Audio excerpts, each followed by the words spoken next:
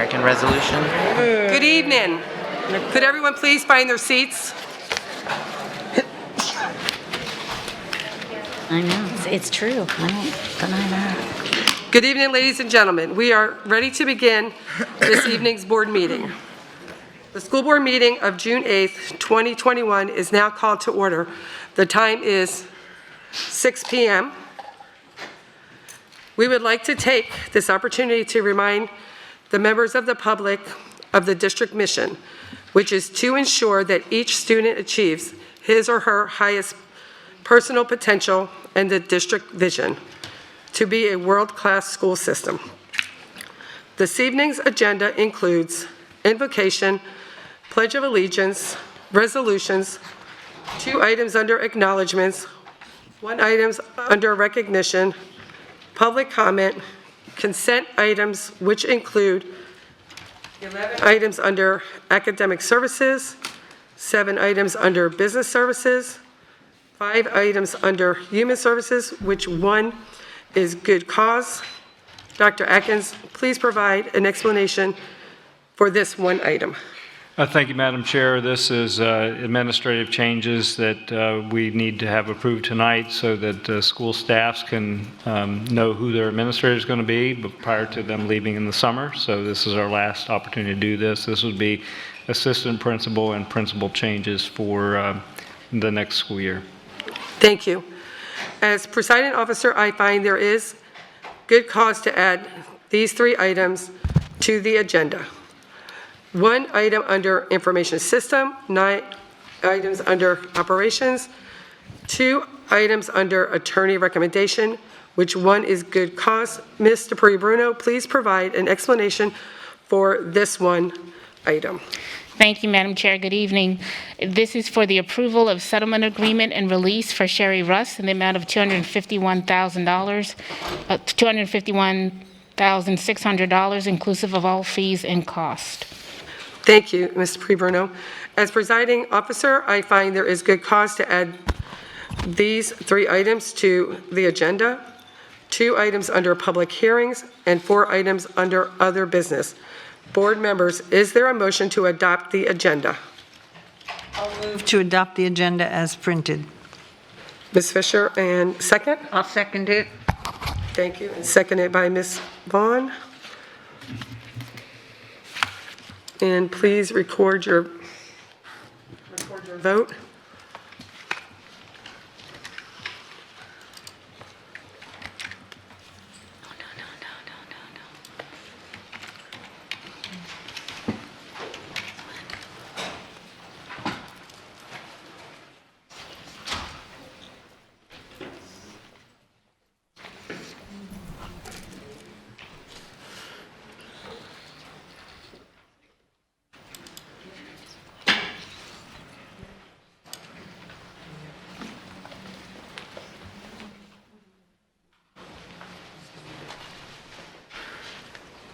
And Ms. Thomas, I can't see the vote.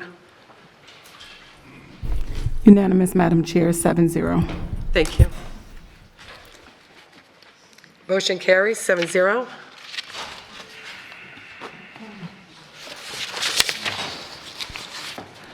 Ms. Giovanelli will introduce our guests for invocation, after which Ms. Fisher will lead us in the Pledge of Allegiance.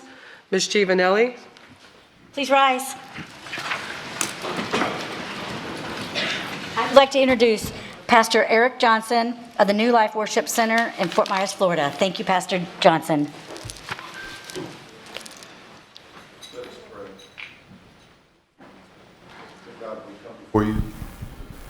We praise your name and give you glory. We pray that you would look on this meeting, this school district meeting of Lee County.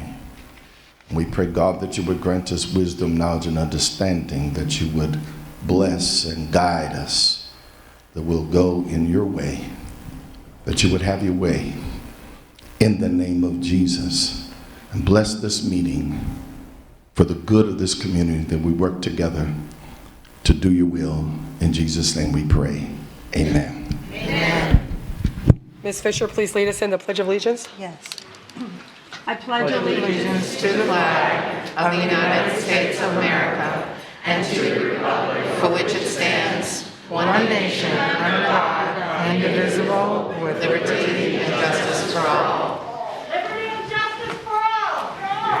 Stand your prayer. Okay, Please be seated. please no shouting out. Thank you. Oh, is that me? Ms. Fisher? Sure is. If you would please introduce our guests.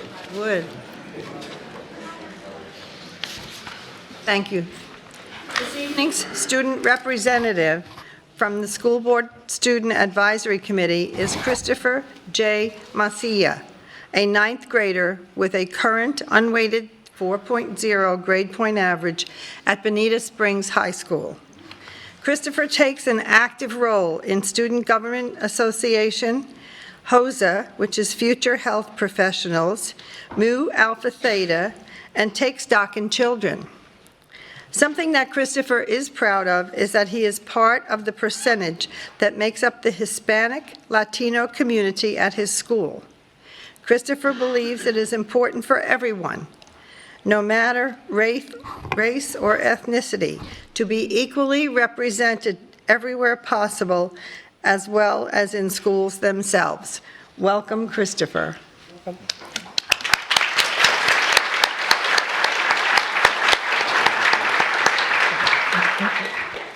Hello, everyone.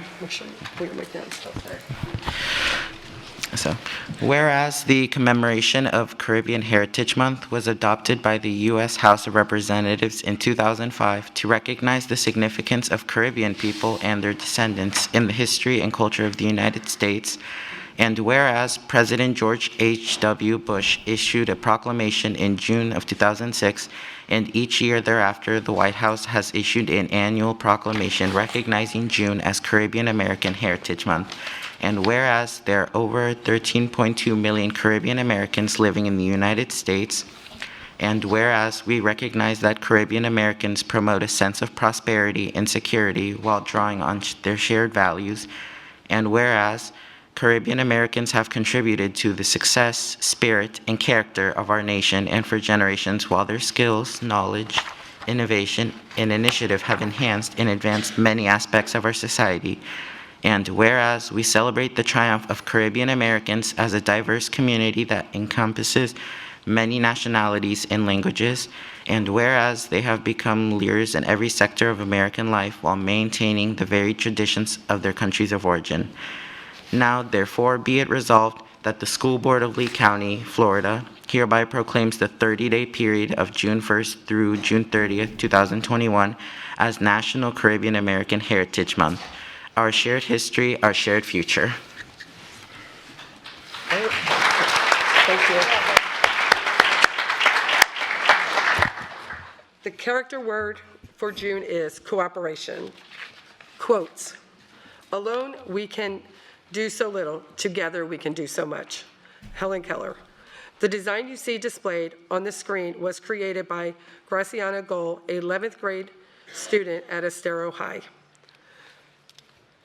Approval of the resolution proclaiming 2021 as Caribbean American Heritage Month. Board members, is there a motion to approve? I make a motion that we approve the, I'm sorry, the Caribbean Heritage Month resolution. Thank you. And I'll second that. please. Thank you, Ms. Fisher. And please record your vote. Hand vote, Madam Chair. Oh, I'm sorry. Ms. Morgan? Ms. Gittens? Yes. Yes. Vanelli? And Ms. Patrica? Nay. 6-1. Motion carries. Ms. Patrica, if you will do the next recognition, please. And then after she has read this, we will have Ms. Kathleen Morgan and Dr. Atkins to step down to the front. Participants were, I'm reading about the Florida Commission on the Status of Women 2021 Florida Women's History Essay Contest winner for 7th grade. Participants were asked to write a letter to a member of the Florida Women's Hall of Women describing the one event of 2020 that affected them the most and how they are inspired by the member to whom they are writing to help make things better. Quote, celebrating women's history presents the opportunity to honor and recount stories of our female leaders' talents, sacrifices, and commitments, and inspires today's generations, says Essay Contest Chair Commissioner Marilyn Stout. Is Marilyn Stout here? No, she's not. Okay, thank you. Again, quote, learning about our past allows us to build our future. This essay is designed to inspire the future leaders of our state and to help them learn about women's history, end quote. This year's contest focused on how the events of 2020 have impacted us all.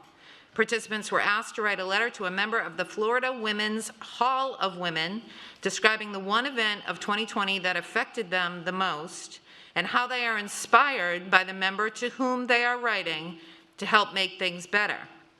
The Florida Commission on the Status of Women is proud to announce the winner of the 2021 Florida Women's History Essay Contest. First place is a 7th grader from Paul Lawrence Dunbar Middle School in Fort Myers. Her teacher is Ms. Holly Rose, and I am saying her name last because I am physically incapable of saying the first name. So instead, I will call you Ms. Fernando. How do I pronounce your first name? You go by Nishini? I will say Nishini. Congratulations.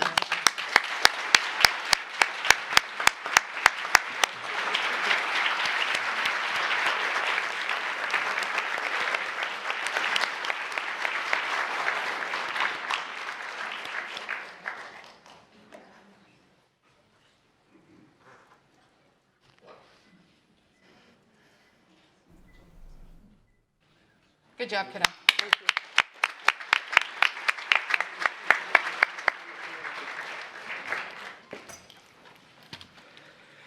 Okay, thank you, Ms. Patrica, and congratulations again. I would like to acknowledge our partners at the Housing Authority of the City of Fort Myers for the recent award notification denoting they will receive a $30 million grant from the U.S. Department of Housing and Urban Development for the Southward Village community. This revitalization project brings community partners to the table to work in tandem to not only revitalize the neighborhood, but also support and develop the development of Franklin Park Elementary Community Partnership School and the subsequent rebuild of Franklin Park to serve the education needs of students, parents, and community. Many local educational and community leaders have worked over the years to further educate, and I apologize, I'm trying to breathe and do this. Over the years to further educational initiatives such as this one. At this time, Mrs. Gittens, I believe you have thoughts you would like to share about the educational champion. Yes, good evening, everyone, and thank you all for being here.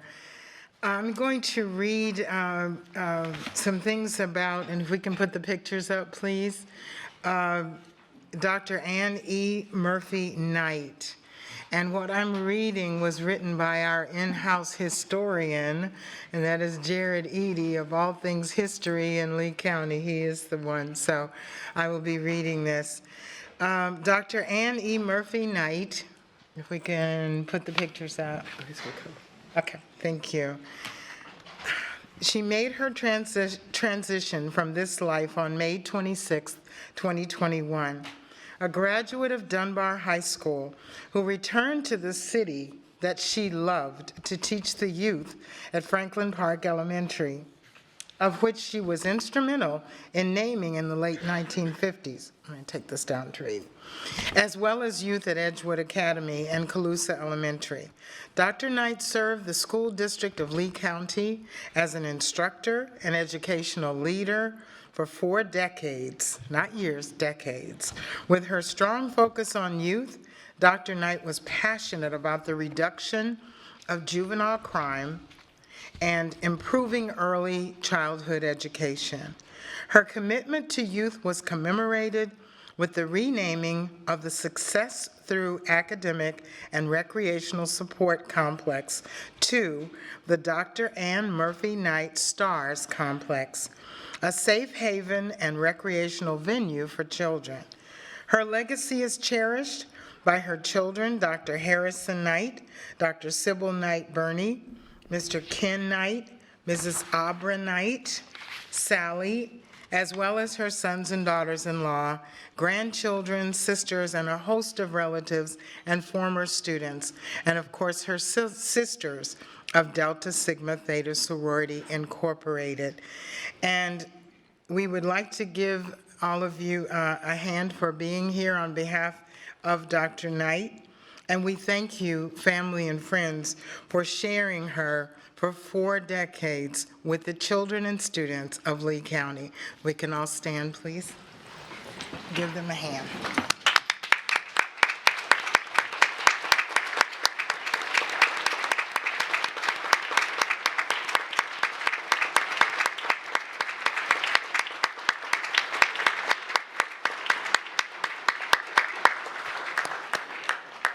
Very much.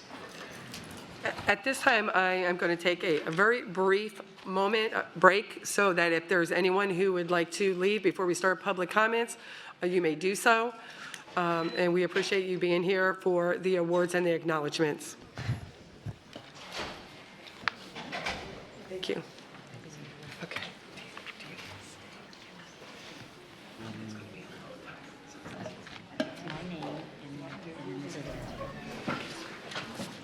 Oh, sorry. Good job, buddy. Thanks for being here. Is he going home to study for tests? How did I know, right? Christopher.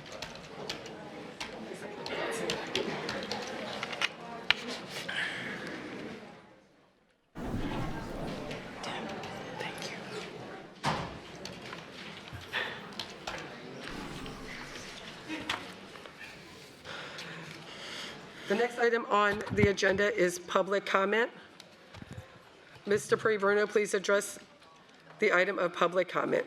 Thank you, Madam Chair. School board policy provides the opportunity at this point in the meeting to address the board concerning any matter on this meeting's agenda or any other matter relevant to the operation of the school district. If you completed a blue card, please put it in the basket provided at the back of the room. If you need a blue card, they are located in the hallway outside of the boardroom. The rules concerning public comment are posted at the back. Public comment will be made from the microphone in the back. Please be advised that the board does not respond during public comment to remarks made by speakers.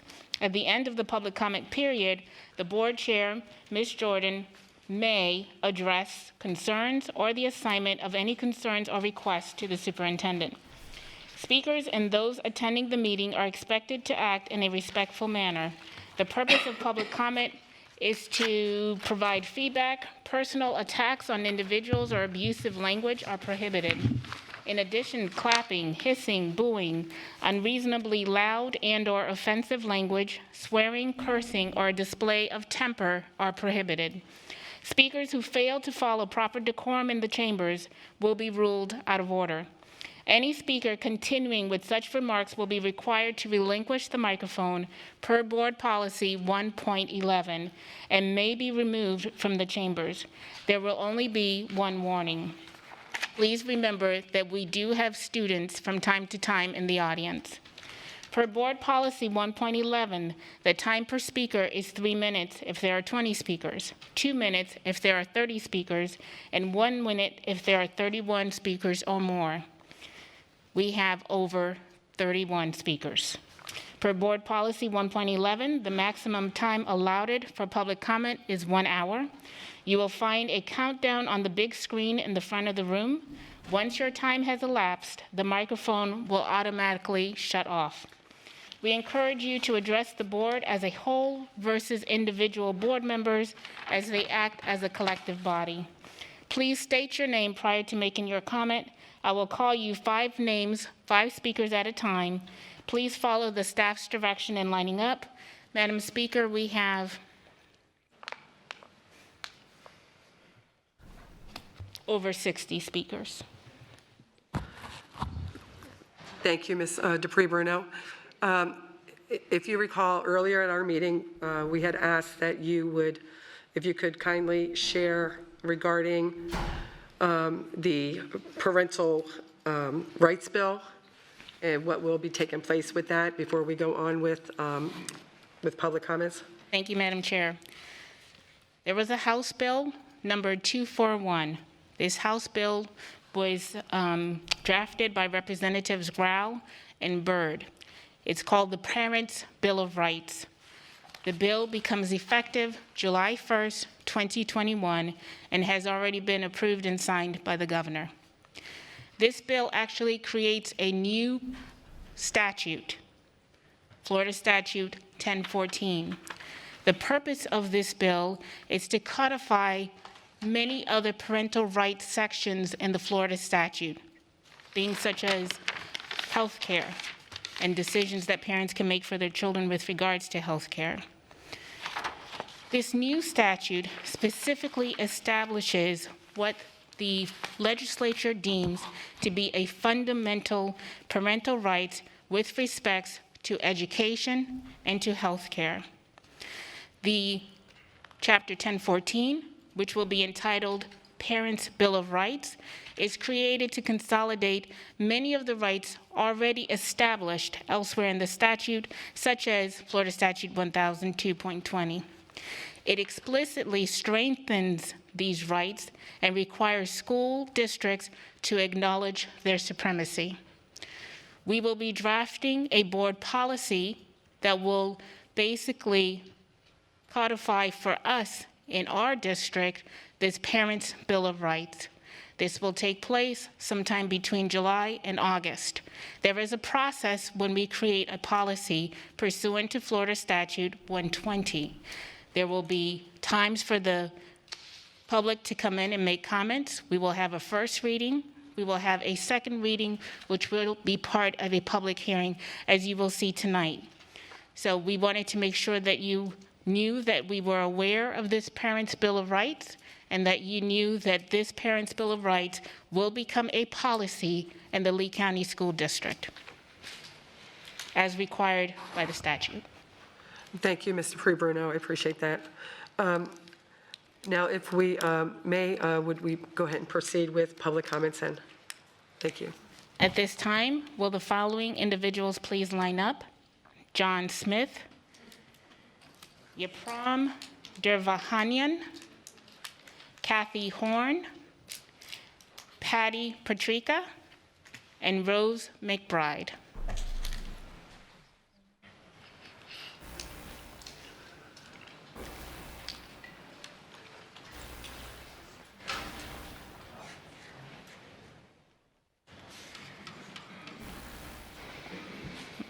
And the first speaker may begin. Hello, my name is John Smith. By advice of my attorney and for the protection of my wife and daughter, I have to remain anonymous. My family is devastated from the school board letting my daughter fill out a form to change her name and her gender without mine or my wife's permission. My daughter is only 12 years old. She is not old enough to make these decisions on her own. This has deeply hurt our family. We had to remove our daughter from school as we do not feel it is a safe place for her. She now has to finish school at home where she is safe. The school has been addressing my daughter as a boy now. Please help stop the school board from doing this to other students. This is not at all good for young children. That's all I have to say.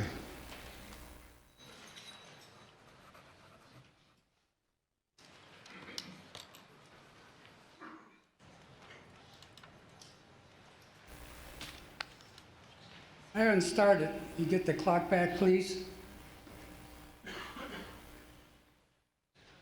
Yep, from Dervahanyan, Lehigh Acres, Florida. I love my country, but I fear my government. The code of comment, the board should look toward the Bible.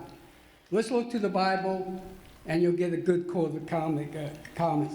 I watched the two candidates for interim superintendent. So, not impressed too much.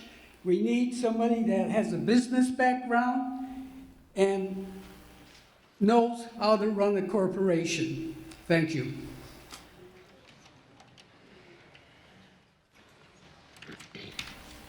Kathy Horn from Estero.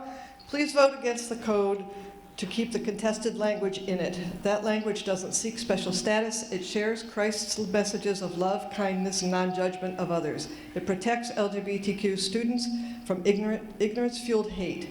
You put this info in because you saw a need to support this community. It's so clear that need still exists. These kids face unique risks to their mental health and well-being, mostly from the very people who need this information.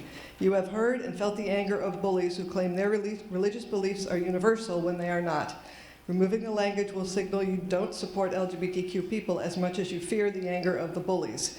You should educate those who have no understanding of us but only judgment, and show students how to stand up to bullies. Religions are faith-based. Education is fact-based. Christian schools exist for those who want to mix the two. LGBTQ students must be protected from those who wish to demean them in the name of God. We didn't bring this fight to the board. It's been a religious crusade, and we speak to defend ourselves. Vote no on the core. Thank you, ma'am. Next speaker, please.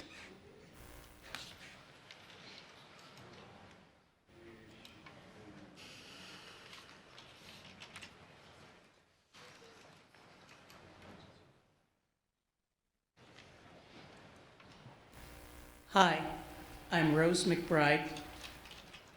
It is regrettable that staff and administration succumbed to bullying and took out of the code of conduct the Equality Florida flag and the valuable information it contained.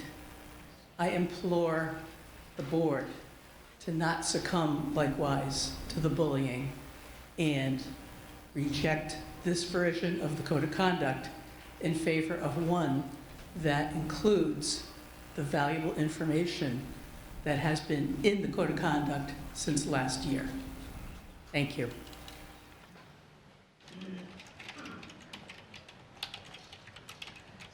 Hello, my name is Patty Patrika, and I'm a junior at Dunbar High School.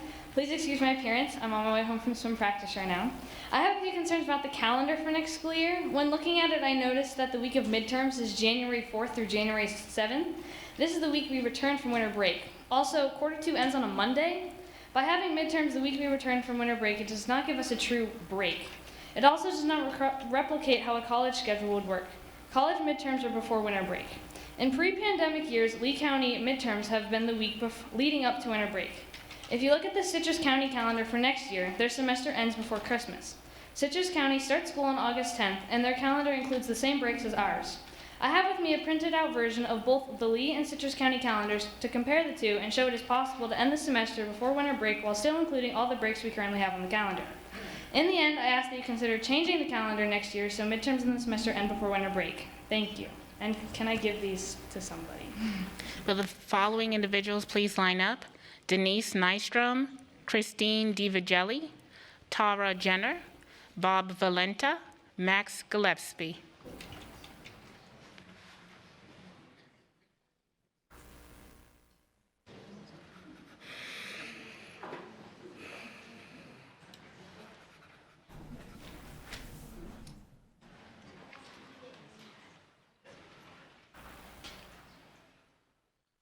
Denise Nystrom. I have emailed all of the board members, but now I am stating publicly for the record that I, along with a few others, want to review all of the textbooks that are scheduled to be adopted by the district as soon as possible, as depending on the information that is included in these textbooks, you may have to halt the purchasing of them. Please contact me.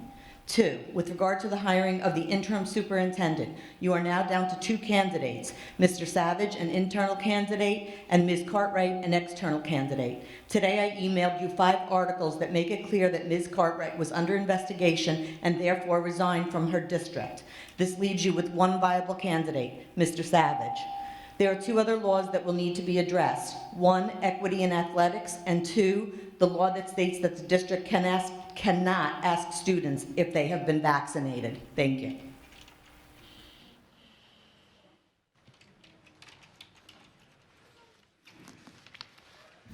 Good evening, Christy DiVigelli. So I just have a few things tonight. First I would like to know why the board is considering the reappointment of, oh gosh, well over like 70 pages worth of administrators and people in the district that, when we haven't even hired a new superintendent yet, just so that people can know what they're going to be doing over the summer. I think that's a little preemptive. I'd also like to know, as of 4:33 p.m. today, when I was sitting right back here, you guys had not yet had a final copy of the student code of conduct in front of you. So I'd like to know how it is that you guys are voting on something tonight that you have not even taken the time or had appropriate amount of time for all of you to review. As far as my recollection is, that you guys are supposed to have at least, and I know the public is supposed to have at least 48 hours. I didn't get to review things today until I was sitting here in this room.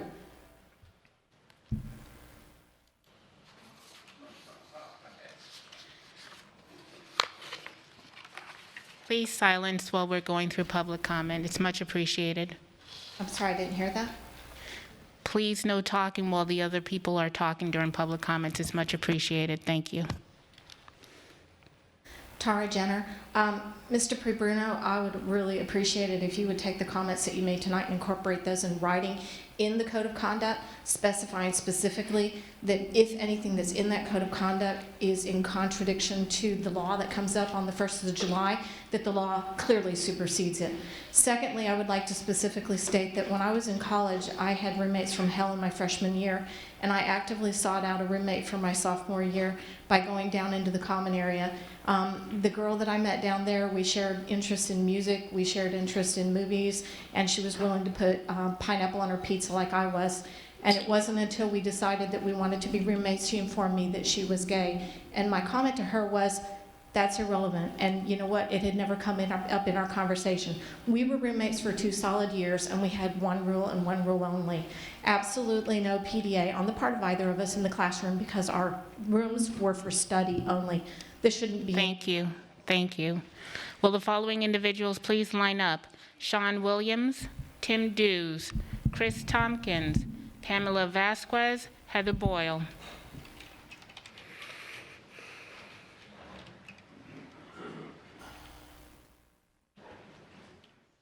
Next speaker, please.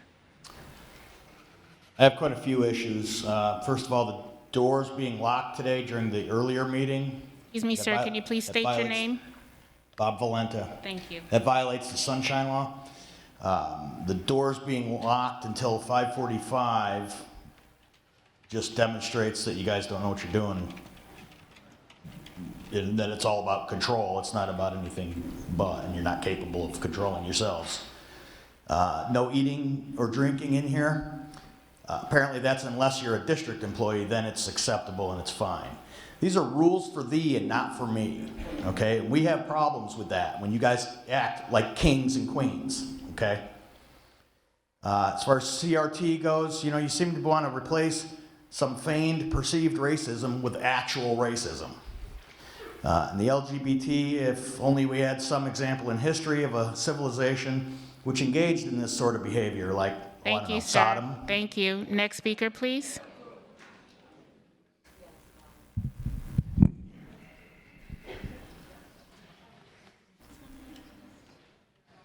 Mark Gillespie, Cape Coral, Florida. Teachers do not forfeit their rights when on school property. Students do not forfeit their rights when on school property. Parents of students do not forfeit their rights when on school property. And Christians do not forfeit their rights when on school property. Your policies are creating classifications of people and empowering a struggle between them. Oppressed versus oppressor, victim versus victimizer, helpless versus predator, moral versus immoral.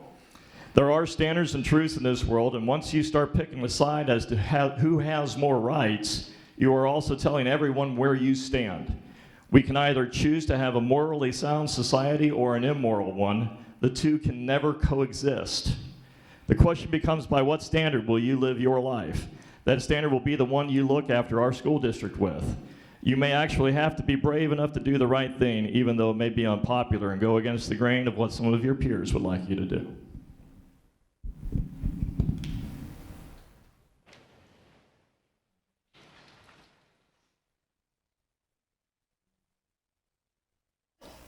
Good evening, members of the board. Sean Williams. Thank you for unanimously approving the non-discrimination policy, and also thank you for including the LGBT best practices and guidelines in last year's Student Code of Conduct. See, back in 1986, I was attending Cypress Lake High School, and I missed more days than I can count or remember my freshman and sophomore year. Threatening notes left on my desk, principal, school resource officers searching my locker, being called to the dean's office for bogus reports at the bus stop or school incident, and then also kicked out of the Boy Scouts Explorer program for false accusations. I thank you because these best practices would have at least protected students like me within the walls and halls of the school if they had been in place 35 years ago. You can take away the guidelines, but the district still has the exact same legal responsibilities to protect these children. Thank you. Next speaker, please. Good evening, board. My name is Tim Dews. I've been a resident of Lee County for the last 25 years, and I want to tell you that what you've done to the Code of Conduct, you have washed out of the Code of Conduct everything that really matters. Discrimination based on sexual orientation will be challenged by LGBTQ groups, and you will have to defend your actions, especially if it goes against Title IX of the federal statutes. You are treading on unsafe ground. You must treat all students equitably. It's the law. You've let yourselves be bullied by groups, not unlike students will do without a clear code of conduct. We will fight to continue protecting all students, especially our trans youth, and never give in, even if it takes legal action. So be prepared. Thank you.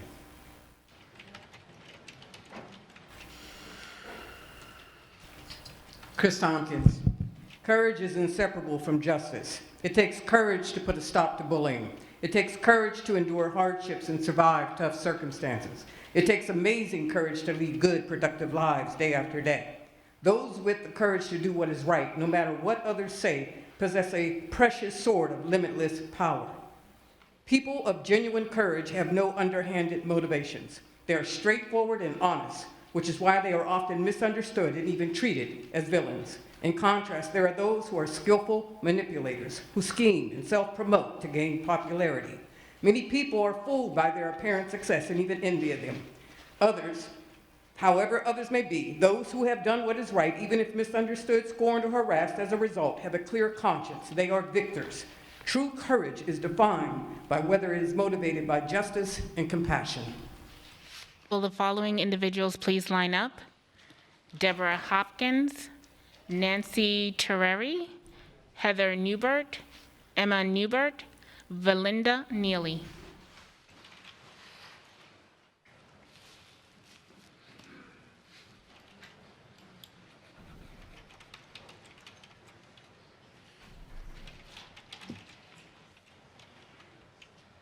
Hello, my name is Pablo Vasquez, and today I want to tell you what happens when you don't create environments that protect and welcome the queer community. My sister came out to us as trans when she was 14, and by that point had completely shut down because of how scared she was of being open about her gender at school. It had gone so detrimental to her health and to her well-being that we had to pull her out of in-person public school and instead homeschool her. She was denied access to her rights to a public education because her safety and mental health was not valued by the district. My sister was lucky. My family supported her fully, and despite being excluded from opportunities that straight and cis students were given, she has been able to create a future for herself. But not everybody is as lucky, and many LGBT students don't have that familial support. Please create it in our schools here. You can do it, please.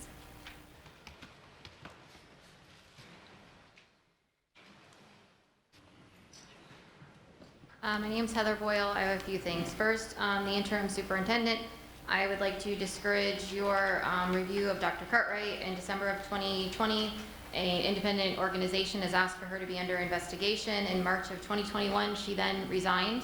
As far as my understanding is, no one knows why she was under investigation. I think with the lack of transparency the school board currently has, bringing on somebody that's under investigation is not wise. I also would like to thank Mary Fisher, although not the rest of you, because she at least asked for additional candidates to be reviewed, and everybody else voted against that. I understand it's time sensitive, but we had only 2 candidates, and none of them were super fantastic. Also, as of 4:30, I understand that there was a code of conduct change, and you guys were not even aware of it. If the parents have not also been able to review that, how are you guys going to approve and vote on that tonight? I believe that should be delayed. And also, Mary Fisher should not be part of the vote since she is on the Equity Florida Board.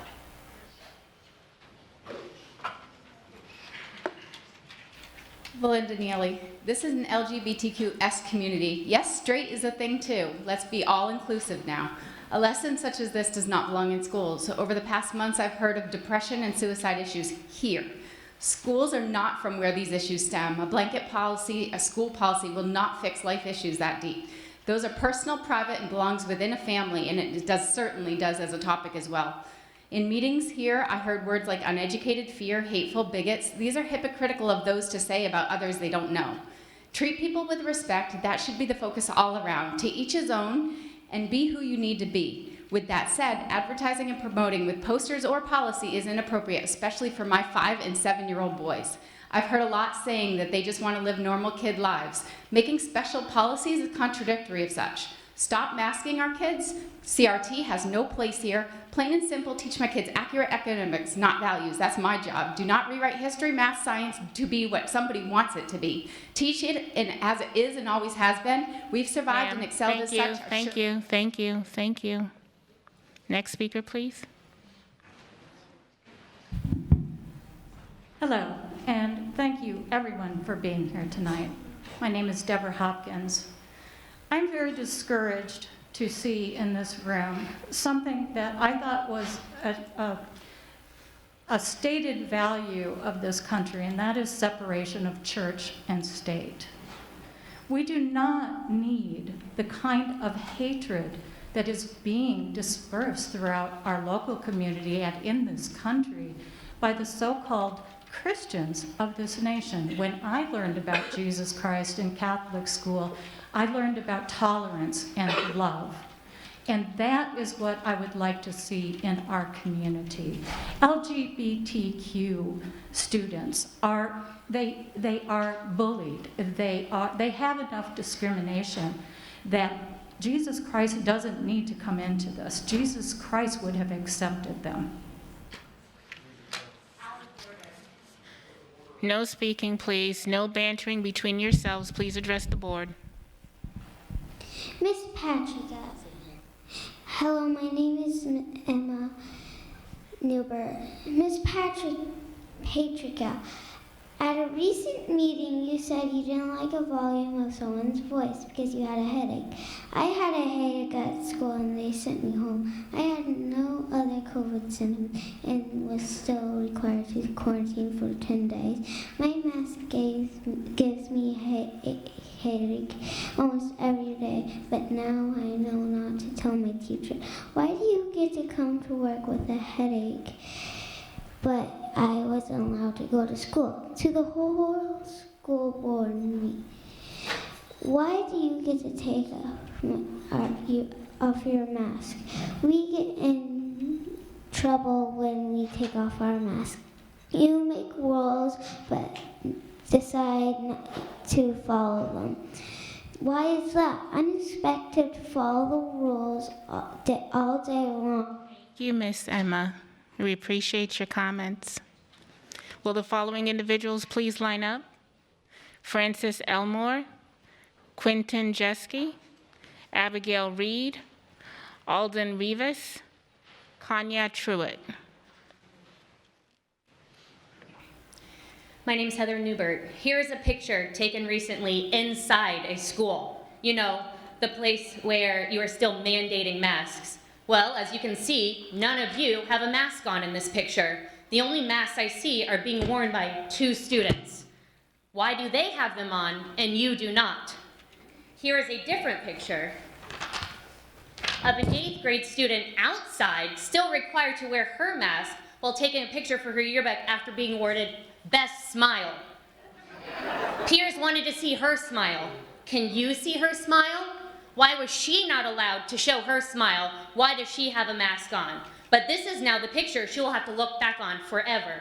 And although you have taken this picture down from Facebook, I will be certain that this photo will be able to look back on forever. It will resurface during campaigns and elections. Everyone will be reminded that you govern for rules for thee and not for me mentality. They were reminded of the hypocrisy in the political theater that has taken place at the expense of our children this year. Ma'am, next speaker, please.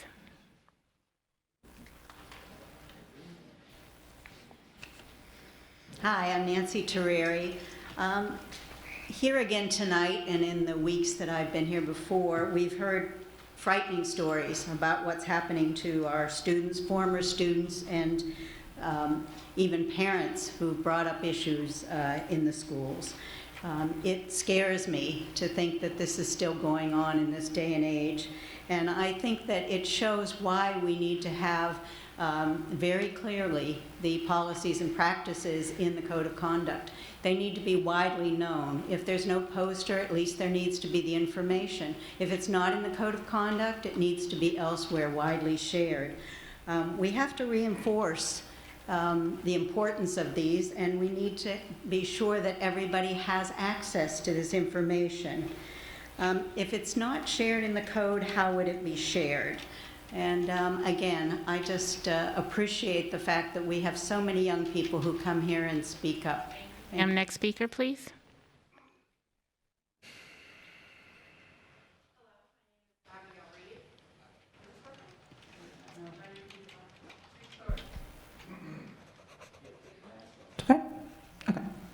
Hello, my name is Abigail Reed, and I am an alumnus of the Lee County School District.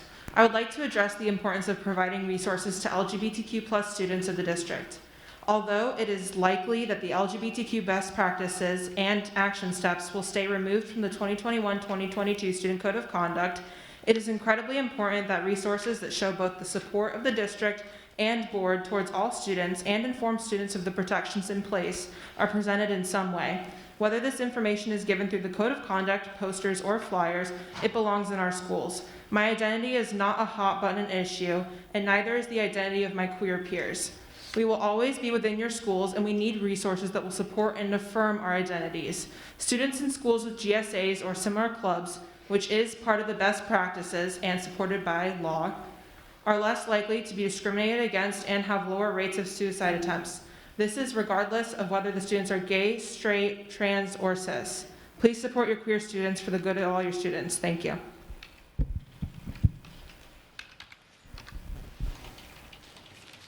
Hello, I'm Alden Rivas. My pronouns are he, him, and I'm a trans student at Estero High School. I want to remind you that your website states the School Board of Lee County, Florida does not discriminate nor tolerate discrimination on the basis of race, color, ethnicity, national origin, sex, sexual orientation, gender identification, or gender identity. If this is true, then why has this been going on for weeks? You claim to care about us, but it has become more and more apparent that anything you say or do positively towards the LGBT community is to avoid lawsuit. It's always love thy neighbor until it comes to me or any other LGBT student. Please, just let me use the restroom. Clapping, please.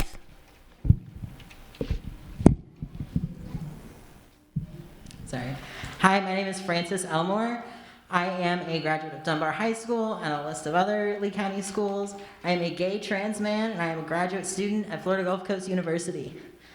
I am begging the school board to side with their LGBTQ students instead of a bunch of people that don't care about this. There's our schools, our students, trans students, or even their trans students. It is sickening that they have come here to bully you for passing something good. The rights of trans students in our schools shouldn't be up for deleting on the whims of a bunch of people that don't go to our schools, never went to our schools, never will go to our schools. You need to affirm that trans students matter and that trans people belong in our schools, because they'll be there. I'll be there. Will the following individuals please line up? Jennifer Iskolson, Serena Roper, Charlie Edwards, Francis Haas, and Melanie Lemaster. Hello, my name is Quentin Jeske. I am a member of the Southwest Florida Coalition for LGBTQ Youth. My heart is breaking at the way that vulnerable students are being spoken about in this room. I go to sleep and I wake up transgender. That is not a choice that I made. That is not a choice that I ever made. It's simply who I am. My life isn't indicative of immorality. I'm not a secret to be discussed in the home. My life isn't a value, it just is. Our job is to make things better for the kids that come after us. A best practices guide for people like me would have made a huge difference. I would have felt safe being myself. The kids at our schools deserve to be themselves, and giving them that space isn't dangerous, it's protecting them. Thank you.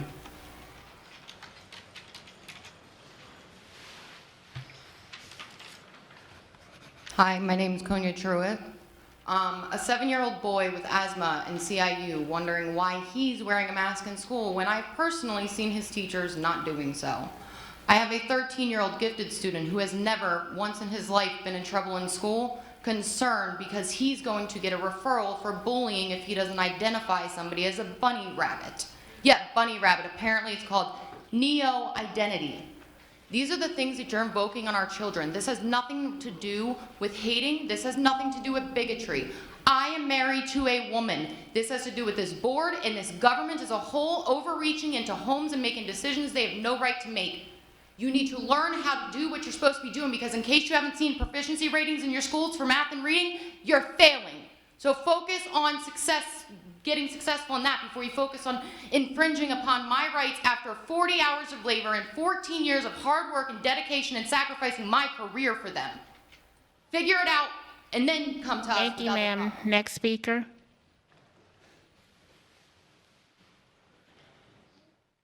My name is Jennifer Eskelson. I have taught my children to love others and to be kind to everyone and to not judge others because they don't know what another person might be going through.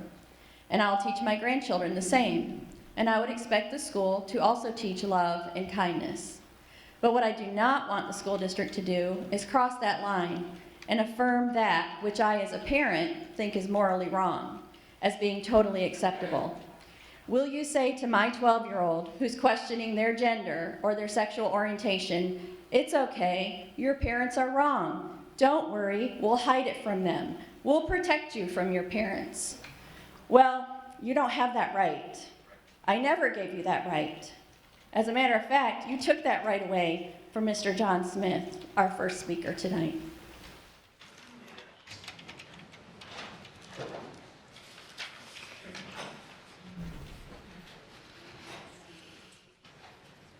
My name is Serena Roper. In past meetings, it has been brought up that the board has attended LGBTQ+ workshops to learn information about how to meet the needs of these students. It was mentioned that it might be wise to get a second opinion. The wisest philosopher who ever lived, King Solomon, wrote in Proverbs 18:13, "The one who gives an answer before he listens, that is his folly and his shame." In 18:15, it says, "The discerning person acquires knowledge, and the wise person seeks knowledge." Have each of you thoroughly researched the subject? If not, what are you afraid of learning? Proverbs 18:17 says, "The first to plead his case seems right until his neighbor comes and examines him."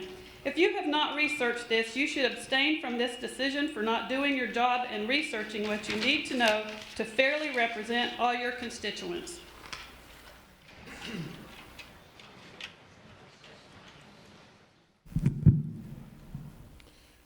I'm Charlie Edwards. I'm a Messianic rabbi here in Fort Myers, and I'm not a bully. But I do want to warn the board that whether you believe in God or not, he's watching what you do. It takes a male and a female and God to create a child. God expects us as adults to train children in his ways, and if you adopt the proposed code, you will be fighting against God. May he have mercy upon the souls that fight against him. I will continue to pray for you. Will the following individuals please line up? Dan Severson, Justin Clark, Robert Roper, Lucas Goldstein, Rachel Dwyer.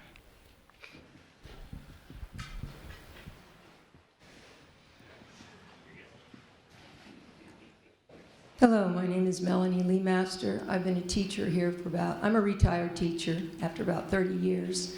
I'm very concerned because I see a lot of anger, I see a lot of pain, I see a lot of hurt. And I think that, judging is wrong also. I think there are people that we need to, as people and as citizens, we need to get together and we need to listen to one another. We need to care about one another. And if you're looking at religion, this is not a religious war. It actually says in the Bible, the spirit gives life, but the letter kills. Okay, so what that means is when you're judging and you're putting the law down against everyone and you're blaming everyone, you're just hurting other people.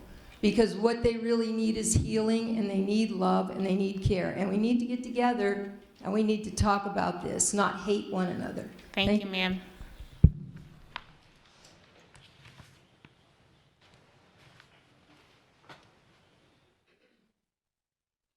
Hello, my name is Francis Haas, and I am the parent of 2 current and 1 former student of the Lee County School District. I've spoken before you before. I'm here to support the LGBTQ youth in the school district, and I would want to remind all of the board members that the word moral means right, and what is right, and caring for one another is what we need to do. We need to stop this bickering.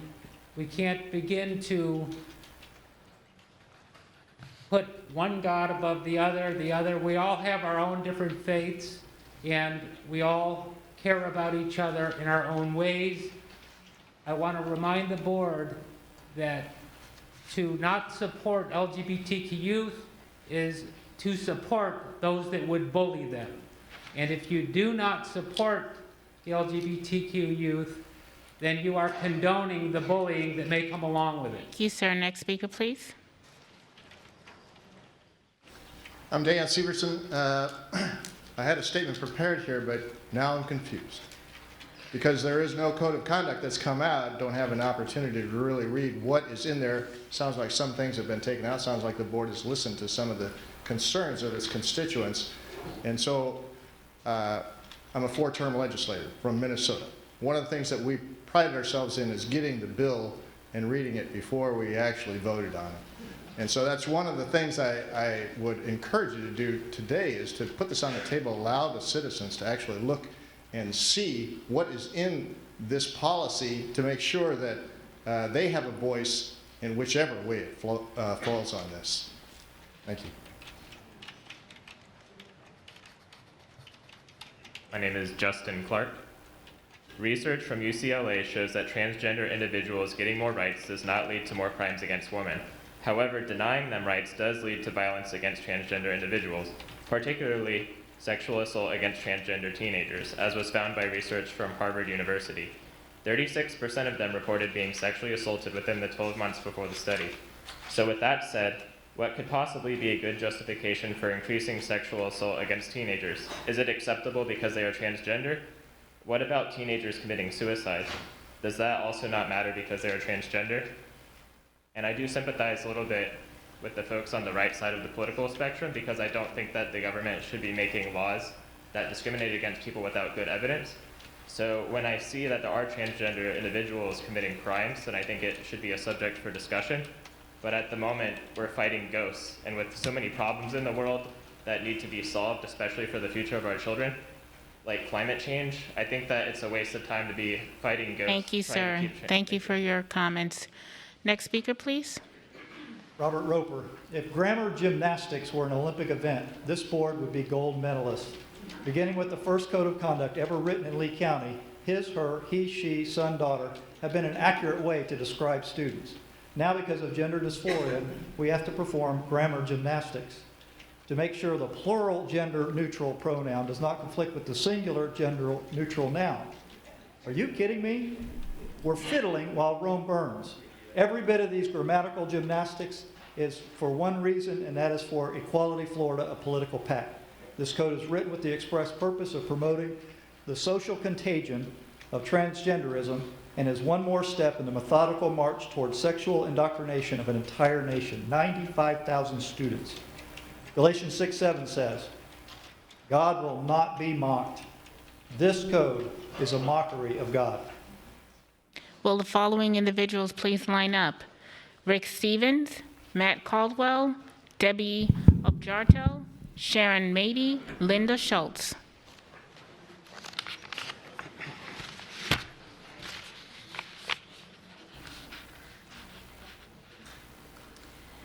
Rachel Dwyer, Lee County citizen. If anyone here is familiar with boxing, you would know that opponents fight people only in their weight division. This is for a very good reason. I can't believe that there should not be boys and girls sports, and I can't believe that talking about a feminist topic would be considered bigoted in 2021. I also believe we need a strong bullying campaign. If these children are dealing with these issues, instead of creating special rules or policies for them, take a look at the big picture for everybody. Everyone needs protection against bullying. Let's focus on education, anti-bullying, and stick to what we're supposed to be sticking to. Thank you.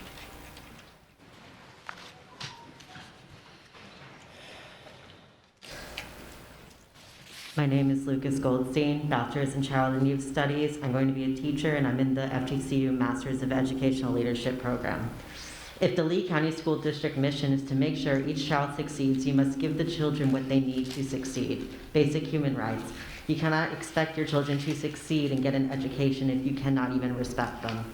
It breaks my heart that there are transgender children not even being respected by their own parents.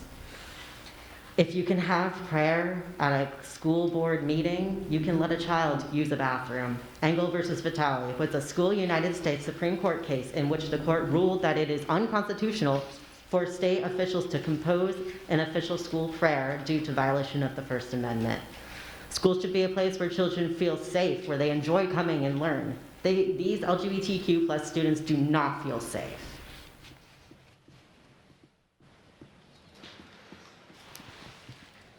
I'm Rick Stevens. Over the weeks, as this controversial student code of conduct has unfolded, we've seen people take sides of one kind or another.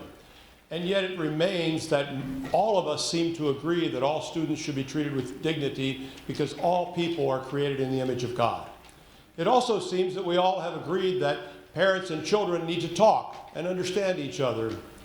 It seems that the continuing conflict comes between the school district and the parents. Why does the school district insist on inserting itself in a situation that belongs at home?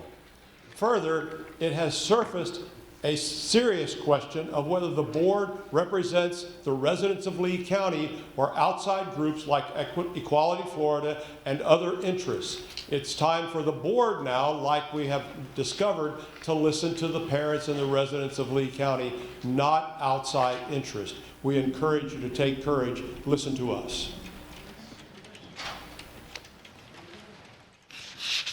Good evening, Matt Caldwell, parent of a Lee County student, husband of a Lee County teacher. This is a conflict ultimately between the parents and the school district and whose children that they are. As a matter of law, a child cannot make a contract, cannot get married, cannot buy a gun, cannot buy alcohol, cannot buy tobacco, cannot conduct any number of serious life consequential decisions until they are either 18 or 21 years old.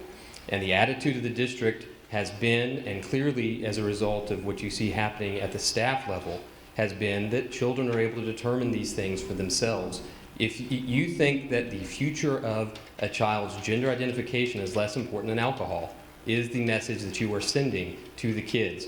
And by denying a parent the ability to be the one making that decision, you are potentially putting yourselves at liability as a district, but I dare say personally liable, particularly those counselors and teachers. So look, the code of conduct is going to be about. Thank you, sir. Next speaker, please.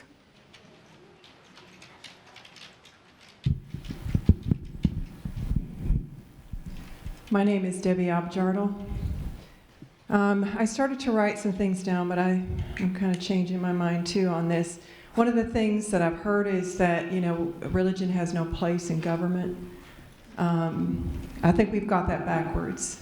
I think if you look back in history, It was government that was to stay out of religion. Our laws were made, our principles, our foundation was made on the principles and the laws of God. And we're not here to discuss hurting people and condemning people. You know, all people are equal in the eyes of God. And we're in agreement with that. But we're not in agreement with changing what God has created. We have to have a foundation to build on. We cannot make up stuff as we go along and expect it to last and have a foundation that's not going to crumble. I've lived long enough to see what happens in this direction that you're going. When I went to school in the 50s... Thank you, ma'am. Thank you. Will the following individuals please line up? Bob, George Clores, Heather Miller, Stephanie Brooks, Crystal Siscon.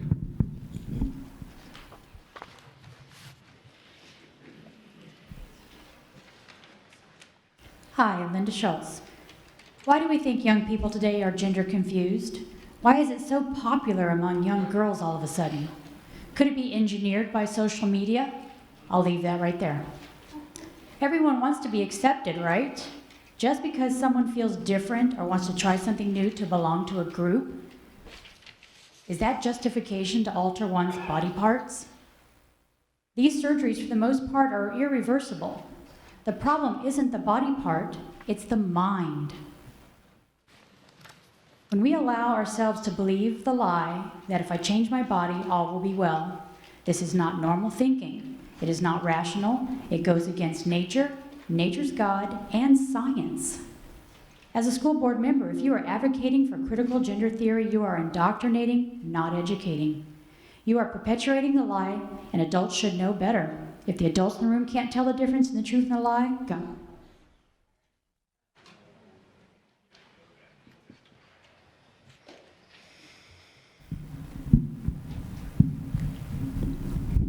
My name is Sharon Mady, and boy, I wouldn't want to be on the school board.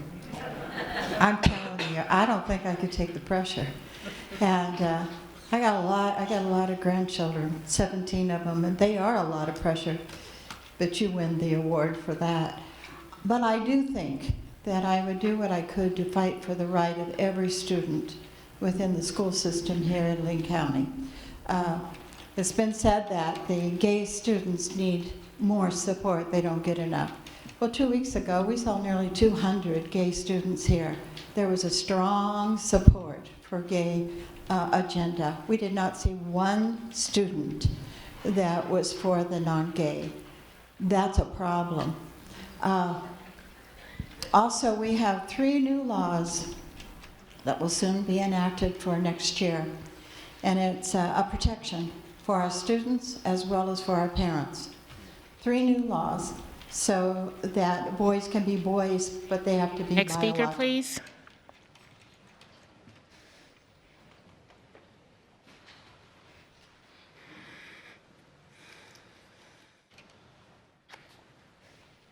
Hi, I'm Bob Schultz.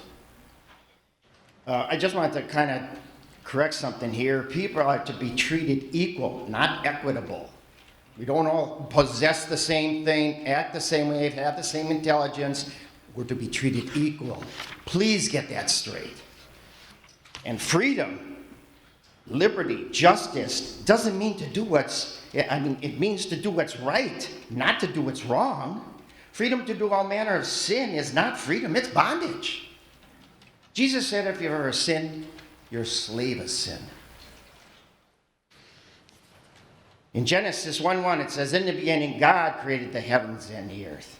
And slide down to verse 27, so God created man in his own image. In the image of God, he created him, male and female, he created them. Stop living by lies. We must speak what is obvious and scientific. Thank you.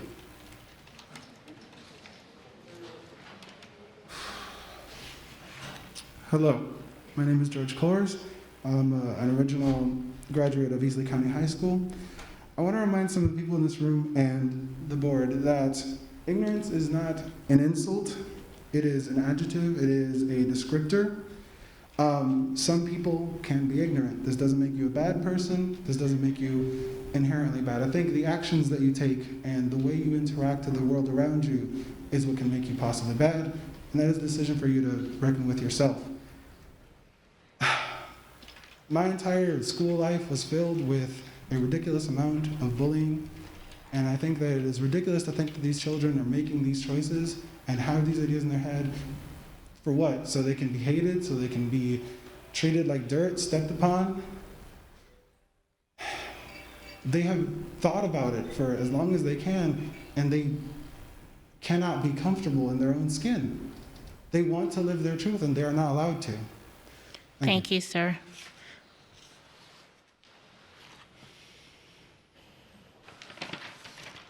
Good evening, my name is Stephanie Brooks, and I've been working professionally with children in the mental health field for almost a decade. I've seen firsthand how LGBTQ youth experience the same kind of stresses and struggles of their cisgender peers. However, they have additional risks and concerns and needs due to the additional discrimination they face regarding their gender identity and sexuality.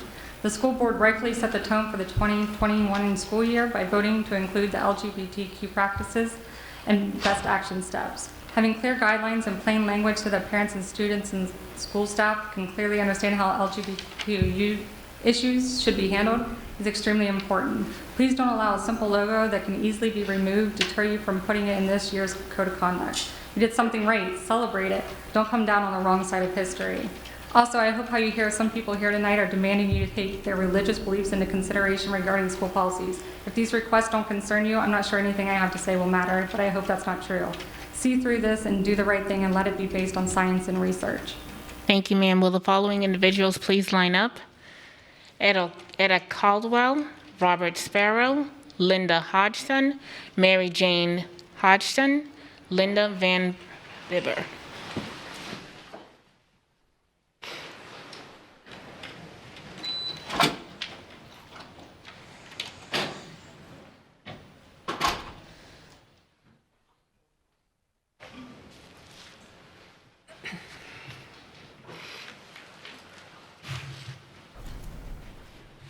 Hello, Crystal Siscon with the Southwest Florida Coalition for LGBTQ+ Youth. I want to say to our LGBTQ community, for some of us, politics means fighting for our right to exist, because the truth is always hard, because being queer is hard, and coming out is hard, and it never stops being hard. The world keeps shoving into you, but you stand tall anyway. You keep taking up space anyway, and you keep showing up. To the board, I want to tell you, if a trans student is harmed, we're going to sue. If a trans student is prevented from using the restroom, we're going to sue. If a trans student is not given a safe space to change, we're going to sue. If an LGBTQ+ student is discriminated against in any manner, we are going to sue. We are going to win. The law is on our side. These LGBTQ+ students do not feel safe. Do something about it. Thank you.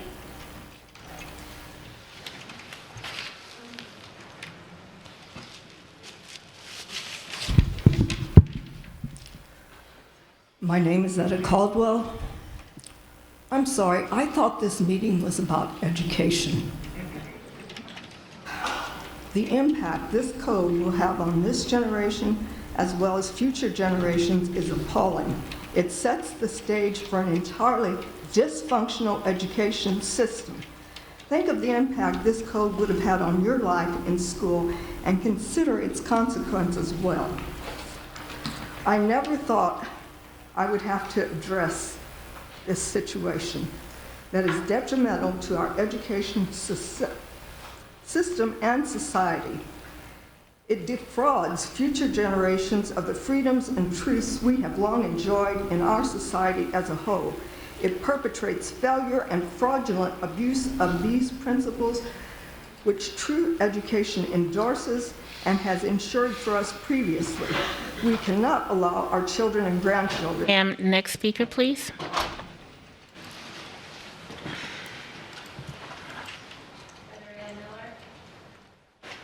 Heather Ann Miller, 1993 graduate, Gen X, masculine of center. I see that the gray hairs are fading as we keep having this argument over the years and years and years, and the youth keep rising and rising. and guiding their younger siblings and everyone in this path where we are going to have kindness and love in school and actual education one day. And I really think what we need to be addressing is everyone's mental health, the fact that everyone loves to belong, and food and housing insecurity, especially after the great year of 2020, where our whole lives were rocked, all of us, no matter what, whoever we pray to or don't, rocked. Why are we having this conversation? I'm 46 years old, 40 years, 30 years, all my life I've been having this conversation. It's ridiculous, but the youth keep rising. Thank you. Next speaker, please.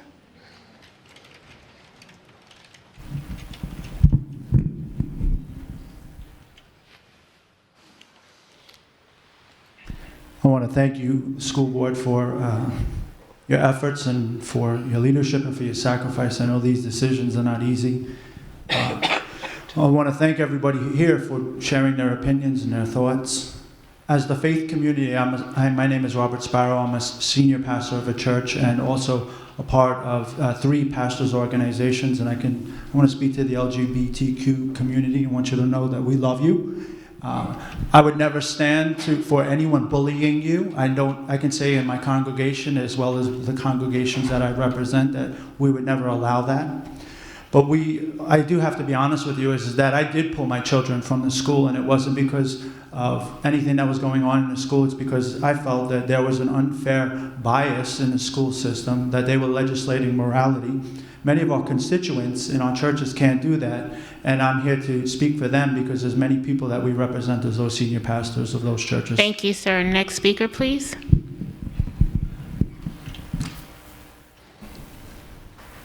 Hello, I'm Linda Hodson. I come to you this evening as a member of the LGBTQ community, a mother of a child in the LGBTQ community, a Lee County resident, a Lee County graduate, and I intend to stay. I'm here, and my children are here, and some of them are married, and they're going to produce grandchildren, and I implore you this evening to consider progression, not regression.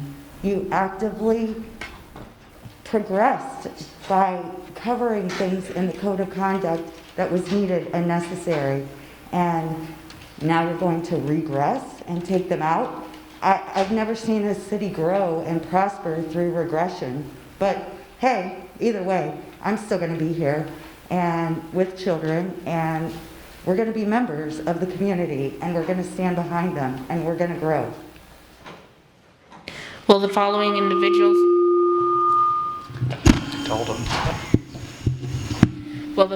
individuals please line up? Hello, I'm Mary Jane Hodson. Lena Robertson, Gregory Tomczak, John Mady, James Linier.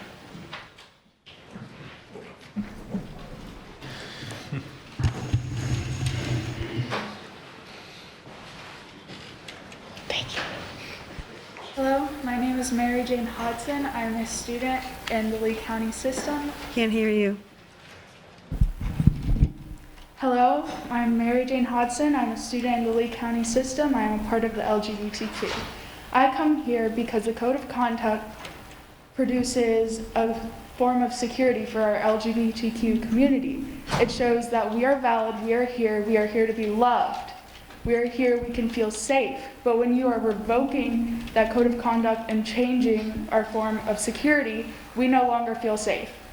And I believe here tonight, I have listened, that we are trying to put that Christianity and religion against our form of sexuality and security and education, when really our whole school system is failing. There are statistics showing that our students are failing. Why don't we put our love and who we love above our education?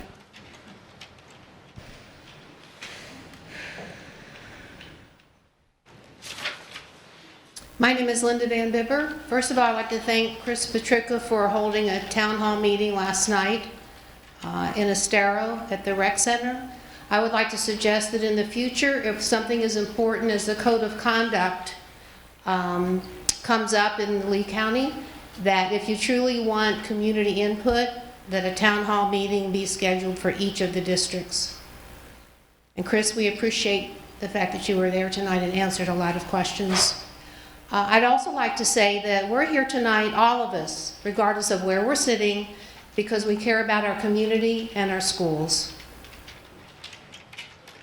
For that reason, I would say that if there's someone sitting on the board that is aligned with a political action committee, that they should recuse themselves from voting on the code of conduct.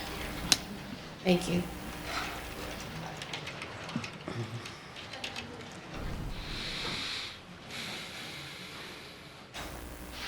Lena Robertson, my pronouns are they, them, theirs. I'm North Fort Myers High School, class of 2017 alum, Vanderbilt University, class of 2021 alum, and an incoming clinical psychology PhD student at FSU. My research is all about mental health and the suicide risk of LGBTQ, especially trans and non-binary people. So I'll talk some facts. According to the Trevor Project's 2021 national survey, 42% of LGBTQ youth in the last year seriously considered attempting suicide. That increases to 52% for trans youth. A whole 20%, 1 in every 5 trans kids in this country attempted suicide in the last year. The facts say anti-discrimination policy reduces suicidality in LGBTQ youth. LGBTQ youth who experience discrimination because of their identity are 2 to 2.5 times as likely to attempt suicide than those who don't. And LGBTQ youth who say their school's affirming of their identity are almost half as likely to attempt suicide. So this is life or death. If you keep the policy, you're saving the lives of Lee County's LGBTQ students. Thank you.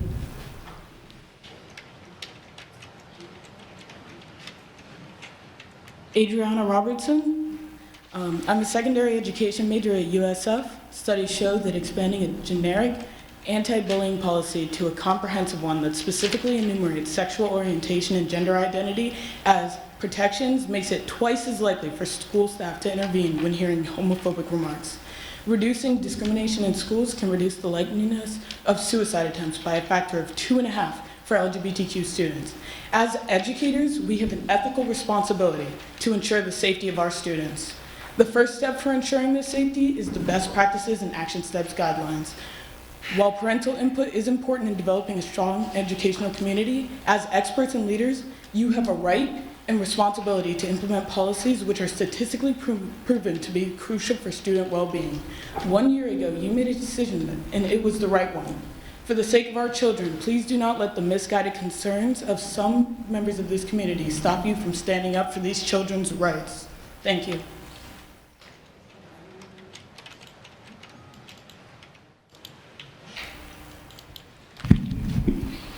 John Mady, the separation of church and state is not a law, and it's not even a statute. It's not anything like that. The separation of church and state is a Democrat dream. That came from a 1948 U.S. Supreme Court decision. And one of the attorneys before the Supreme Court said that, used that phrase, and Democrats liked it, so they've been using it ever since. But there's nothing good about it. And it's not true. Half of the people who signed the Declaration of Independence were pastors. Isn't that amazing? And, well, my time is pretty much up, but we are gathering our team together, and we are still coming after chairs. If you don't do things right. Thank you, sir. The following individuals please line up. James Lanier, Eric Johnson, Mark Hoffman, Pat Shepard, Nzinga Gaines, Christina Mays. Hello, my name is Greg Tomzak. I'm with the Host Family for Safe Families, and I also do feed the homeless with Come As You Are Ministries. We deal with a lot of broken families, parents, kids, mental issues, health issues, all of the such. What we're dealing with here today is also bringing forward another emotional health issue. God created one man, one woman. Science has XX and XY, nothing else. We're talking about emotional issues right now.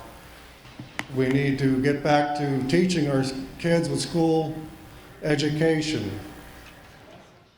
School is not to be easy or safe place. It is to be a hard learning place for our kids to be educated. At least that's where I came from. It was never pleasurable learning stuff that you didn't know. To use your brain and stretch it, you must challenge it.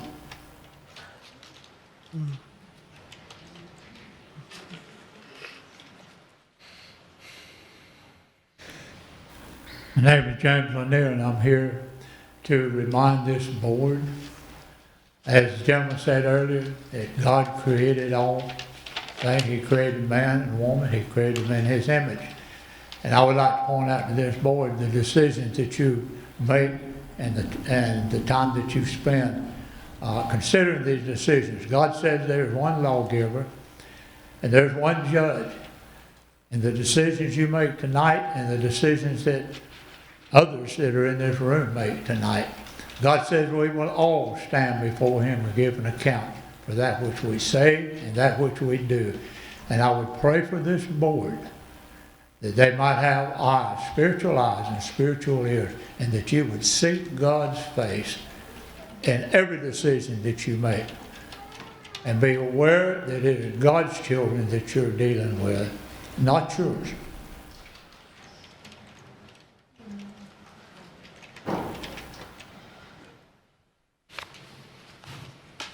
Hello, my name is Mark Hoffman. Turn on the light. When you have an infestation of roaches and you turn on the light, the roaches scurry and hide. That doesn't mean you get rid of the roaches. Just because the light was turned on this issue doesn't get rid of the depravity that allowed it in the first place. Those who put the equality Florida policies into the code of conduct and those who voted for it still remain.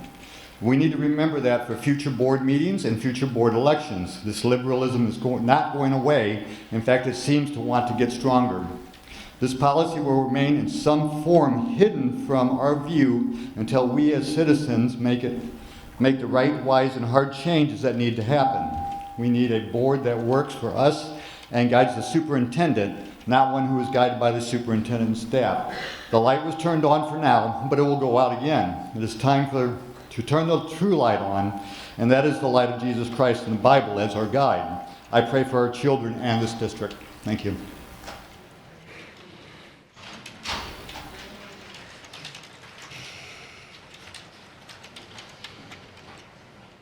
Good evening, my name is Christina Mays, and I'm the mother of a transgender child in Riverdale High School. Everybody see this face? Can you look at her and tell me she's transgender? Can you look at any of these children or adults? Forget what you see on the media where they showed these men dressed up in costumes to go in to be pervert against your children. That's not what these children are. All they want to do is pee. If I remember correctly, girls' bathrooms have private stalls. If your child sees whoever is in that bathroom using it, me, you, that means your child is peeping through a corner or under. So tell me, who needs to be filed about being pervert? The child peeping or the child minding their bathroom privileges in a private stall? That's all I have to say. Thank you.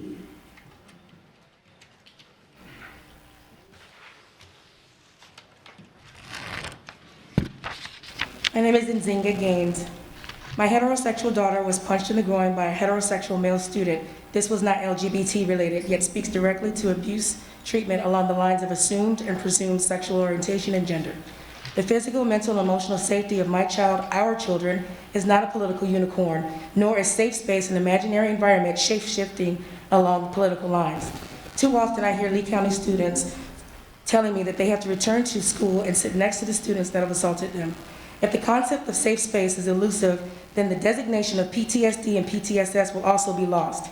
My children know the real world is unsafe, and unfortunately, as a Black mother of multicultural children, this conversation began long before the training wheels came off, and yet I expect my children to be safe within the controversial safe place of school, a place of over 1,000 students with one SRO. We here have less people and no less than 3 deputies present. The safety of one child reflects the safety of all. Thank you. One student, all students. Thank you, ma'am.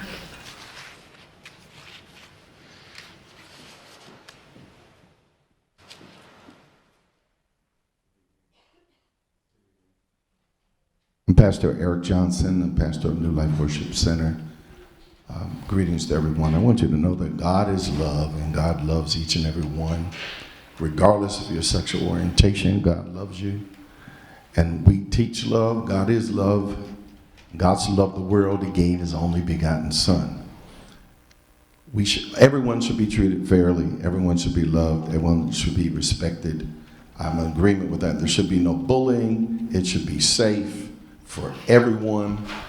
But on the grounds of parental rights, there is no reason parents have rights and should have a say-so until they're 18. And so students have a right, but it should not contradict the parents' rights. That absolutely should not be in the code of conduct. If it's there, we don't know what is in there. But if that is the case, it should not be there. They're legally responsible up until time they're 18. Thank you, sir. Thank you. Madam Chair, we've exhausted the time per Board Policy 1.11. Concludes public comments. Thank you. First, I'd like to thank everybody again for coming in and sharing their comments, opinions, how they feel. I know I had Ms. Mayhem spoke about her 17 grandchildren. I understand. I have 16 of my own. And every day I wake up, I look at their pictures, and this is why I continue to come here.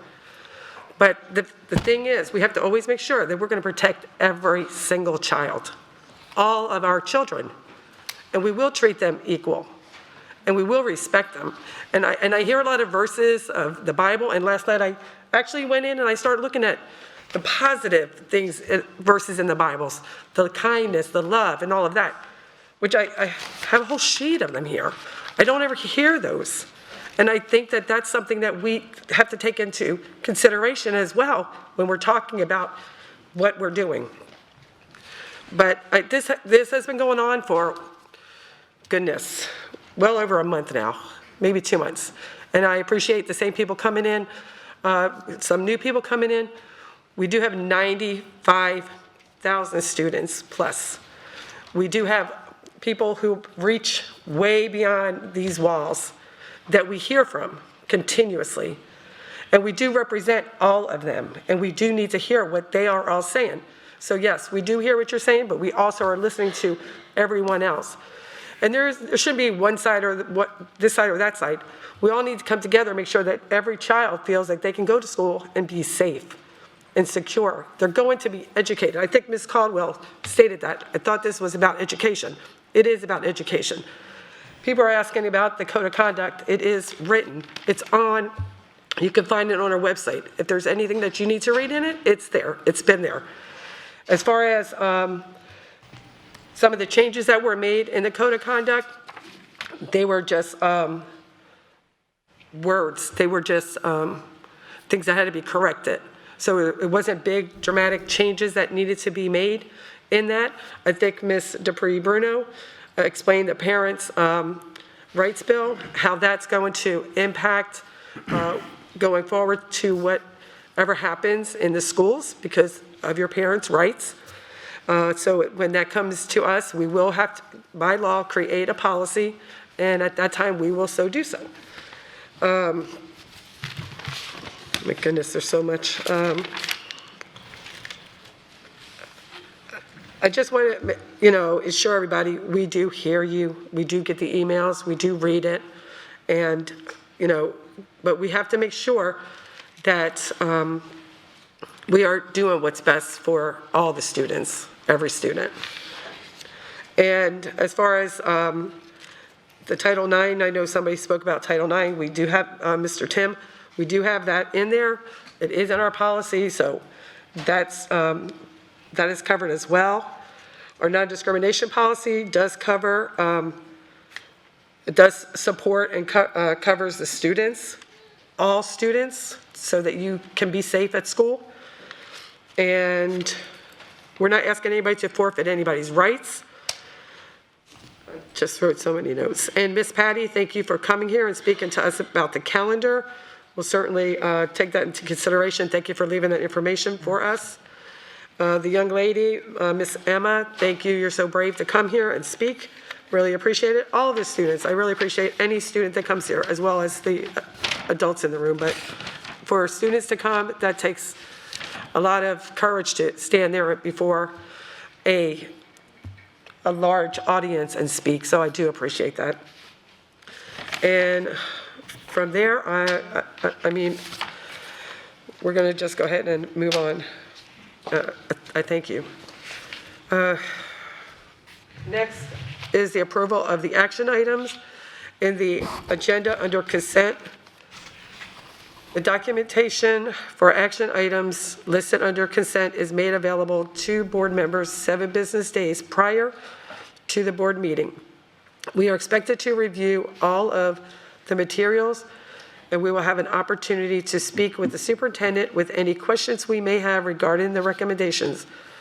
Some of these items have also been briefed or workshopped with the board in advance of appearing on the action items.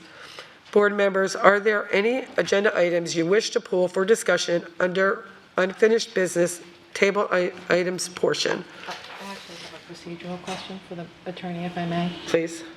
Attorney Dupree-Bruno, I am wondering at what point this board approves the acknowledgements portion of the agenda.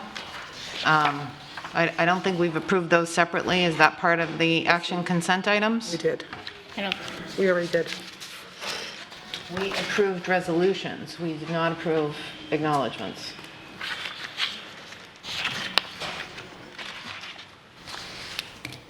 I'm gonna have to go on board docs and take a look and see what's on. I don't have any acknowledgements on here.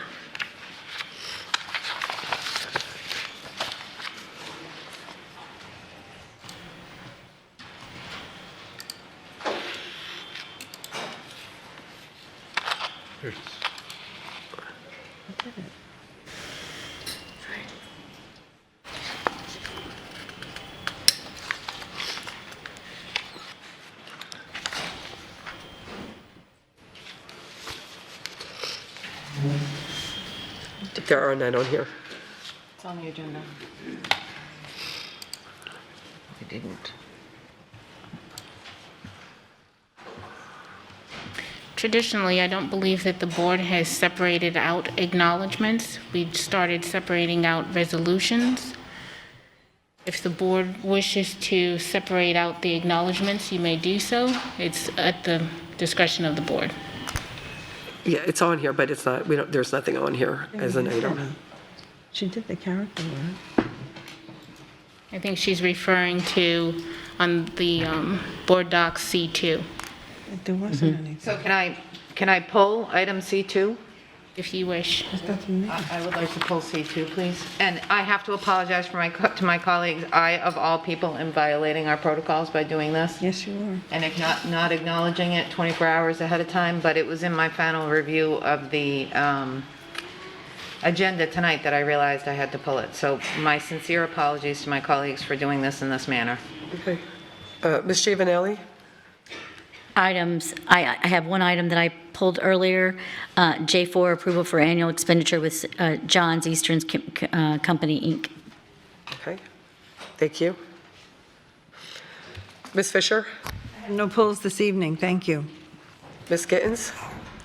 I have no polls. I'm a little confused as to Ms. Patrica's comment because I just don't recall us approving that. We approve and vote on our action items, and maybe that can be explained to me later because I was not aware of that. I don't recall ever doing resolutions in that section of the agenda, having an approval for it. So please inform me later on why acknowledgements, because then you would have to approve the character word and that as well. So please bring me up to speed on that because I'm not aware of it, that I have no polls. Thank you. Ms. Dupree-Bruno? Not a recommended action. Normally, the board has not voted or approved acknowledgements, but it's my understanding that... All right, that's fine. Then I don't need to pull it. As long as I'm not voting on it. I'm not voting on it, then I don't need to pull it. Okay, thank you. Okay, Ms. Gittens, you have none then? No. Thank you. Ms. Vaughn? I have no pulls. Thank you. Ms. Morgan? I have none. And I have none. Is there a motion to approve the agenda's consent action items with the exception of the pulled items? J4. I move that we approve the consent agenda with the exception of J4. Thank you. And may I have a second? Ms. Morgan. Okay, motion by Ms. Fisher and seconded by Ms. Morgan. And please record your vote.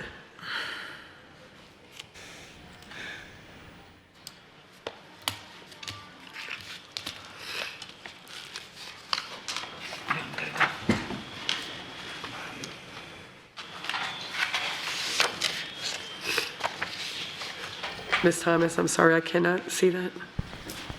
7-0 motion carries. Thank you. Okay. We have J4 pulled to address.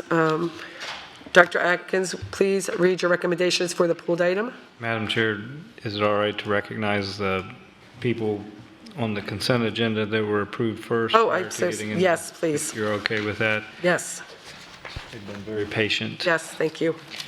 All right, so the first one, Matthew Acosta, Budget Department, from Analyst to Business Service Coordinator. Congratulations.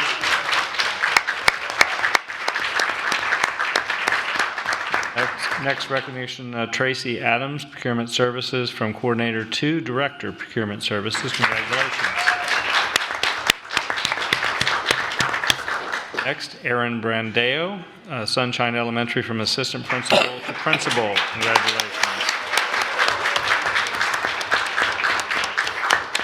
Acknowledge we have a transfer. Scott Leemaster is moving from Manatee to Varsity Lakes Middle School as a senior turnaround principal. He is unable to attend this evening, but I just wanted to acknowledge that one.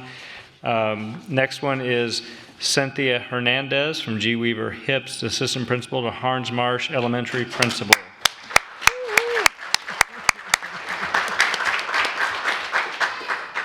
Last two, I just want to bring to your attention, they are unable to attend because they're working. Mary Blackman from Lee Virtual School is going back to Spring Creek Elementary as principal. And Diane Sherman, Spring Creek Elementary principal to Manatee Elementary turnaround school principal. Congratulations to them. And we appreciate that. Congratulations, and thank you for your patience. Okay, So Dr. thank you, Atkins. Madam Chair. I appreciate it. If you'd like, I'd go ahead and go to the pulled item, which is J4, approval of the annual expenditure with John's Eastern Incorporated. So approval of the annual expenditure of John Eastern Company, Inc. to provide claims administrative services for the second year of a 2-year renewal period from 7/1/20 through 6/30/22 at an estimated expenditure of $662,328 pursuant to same terms and conditions as previously approved by the board. On June 23rd, 2020, approval authorizes the superintendent to execute all related documents if necessary. Thank you. Is there a motion to adopt Dr. Atkins' recommendation? So moved. Thank you, Ms. Fisher. Seconded by Ms. Morgan. Okay, any discussion? Yes. So I pulled this item because I was getting some additional information. Some of the information that I received was not exactly what I was expecting. I've requested additional information. I know this is a renewal, so I will still be supporting this tonight, but I still would like the information. I gave them additional information that narrowed down my request a little more, and so I feel confident that I should be receiving that next week or something, or later in the week. But so I will support it, and I just wanted to say that because I had pulled it. So thank you. Was there any other questions regarding this? Thank you, Ms. Giovanelli. Okay, if there's no further discussion, if we could have a hand vote, please. Do you want me to say it? I'm sorry? Aye. Aye. Aye. Aye.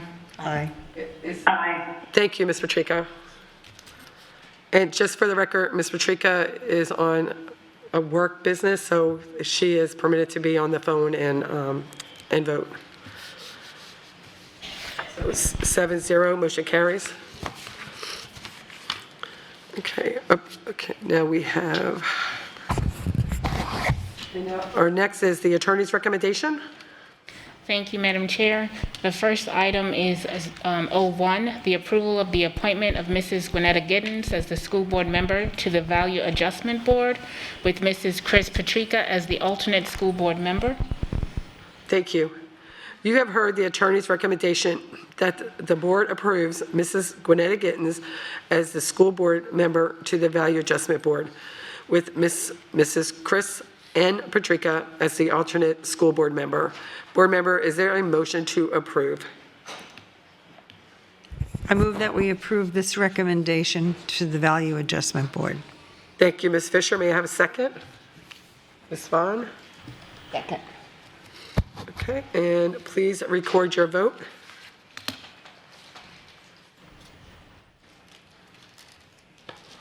Aye. Thank you, Ms. Patrica.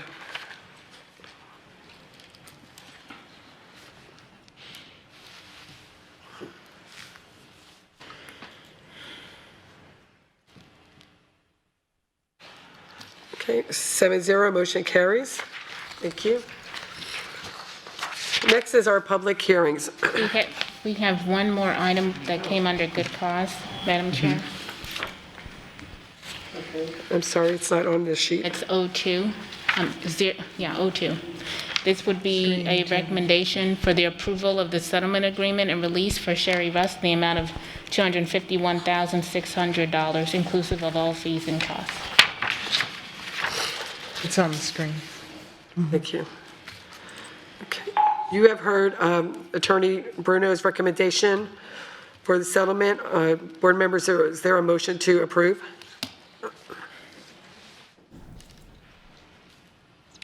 Ms. Vaughn? I move to approve the settlement with Ms. Sherry Russ settlement agreement. Thank you, Ms. Vaughn. May I have a second, please? I'll second. Ms. Morgan, thank you so much. Okay, is there any discussion? Okay, seeing no discussion, please record your vote.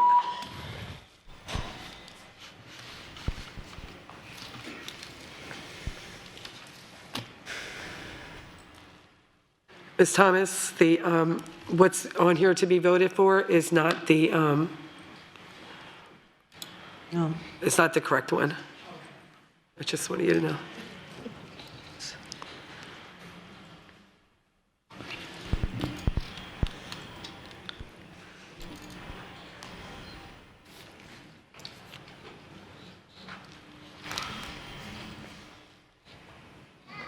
I think they added the last two together.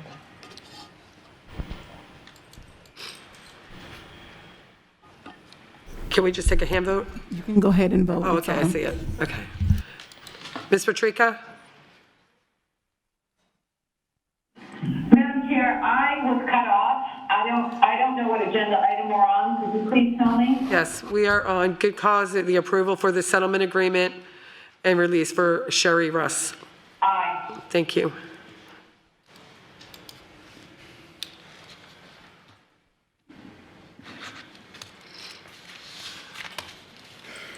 Okay, 7-0, motion carries. Okay. Dr. Atkins, please present your recommendation for this evening's public hearing items. Okay, yes, Madam Chair. The first item is the approval to adopt the 2021-2022 Adult Code of Conduct in compliance with changes in related rules, regulations, and statutes to adopt best practices, promote transparency and accountability. The effective date of this adoption shall be June 9th, 2021. Approval to adopt the 2021-2022 Adult Code of Conduct. Second item is approval to adopt the 2021-2022 Student Code of Conduct, pre-K to 5 and 6 to 12, in compliance with changes in related rules, regulations, statutes to adopt best practices and to promote transparency and accountability. The effective date of this adoption shall be June 9th, 2021. So again, this is approval to adopt the 2021-2022 Student Code of Conduct, pre-K through 5 and 6 through 12. Thank you. We will now recess the regular school board meeting and open the public hearing. As indicated, the public hearing this evening is to consider approval to adopt the 2021-2022 Adult Code of Conduct in compliance with changes in related rules, regulations, statutes to adopt best practices and to promote transparency and accountability. The effective date of this adoption shall be June 9th, 2021. The second one would be the approval to adopt the 2021-2022 Student Code of Conduct, PK through 5 and 6 through 12, in compliance with changes in related rules, regulations, and statutes to adopt best practices and to promote transparency and accountability. The effective date of this adoption shall be June 9th, 2021. At this time, the public will be invited to speak on these two items, and only these two items.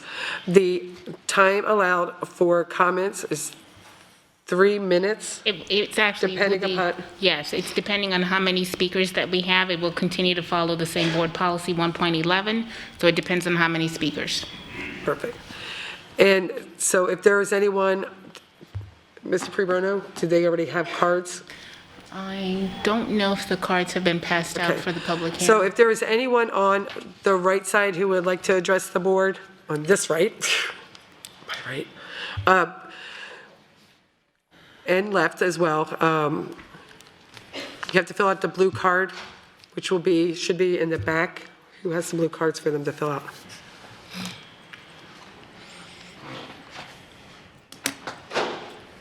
Ms. Jordan. Ms. Jordan.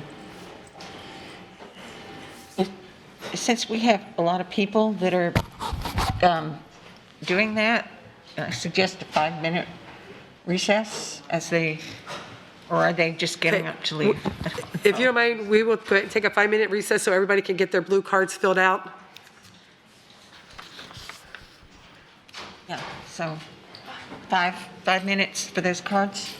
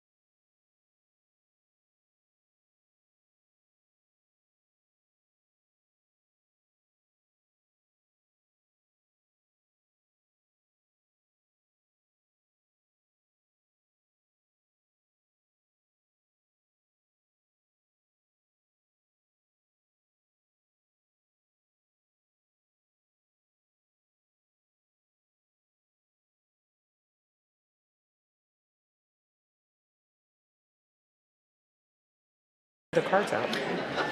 They were back and forth about what to do. So it's kind of unprecedented territory right now. So, Are you ready, sweetie? Yeah, I'm gonna tell them.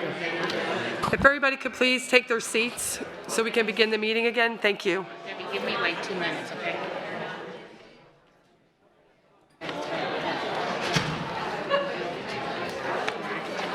on that item.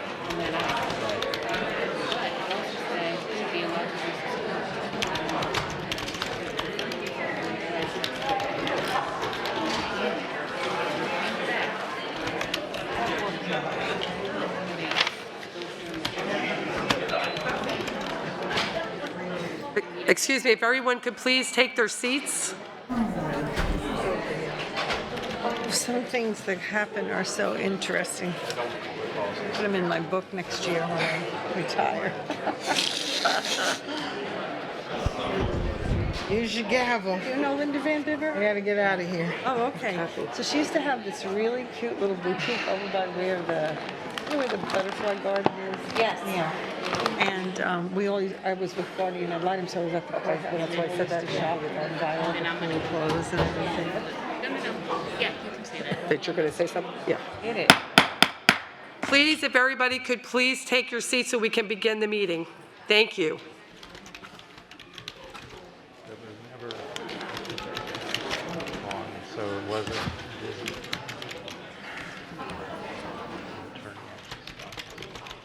Thank you all for filling out the blue cards. Mr. Pre-Bruno, did they bring the cards up to you?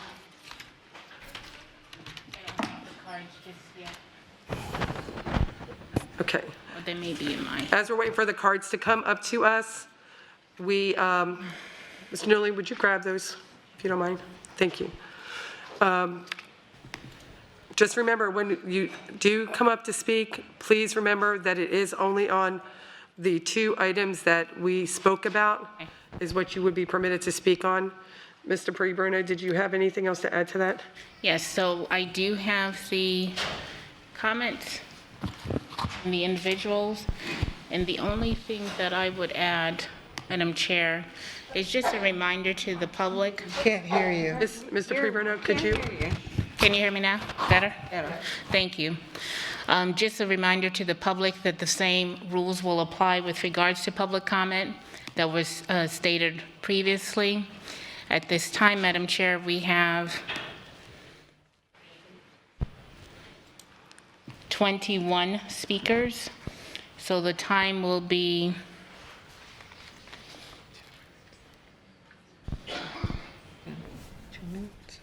2 minutes.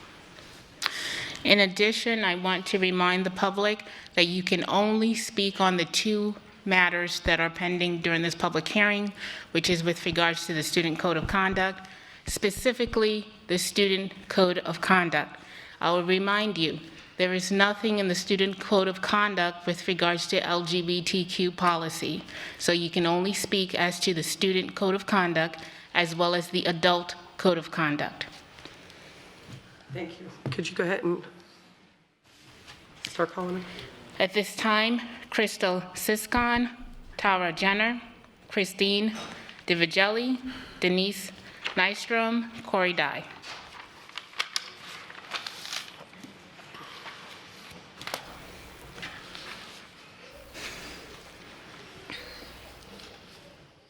And we will hold steadfast in terms of what can be spoken about during this public comment.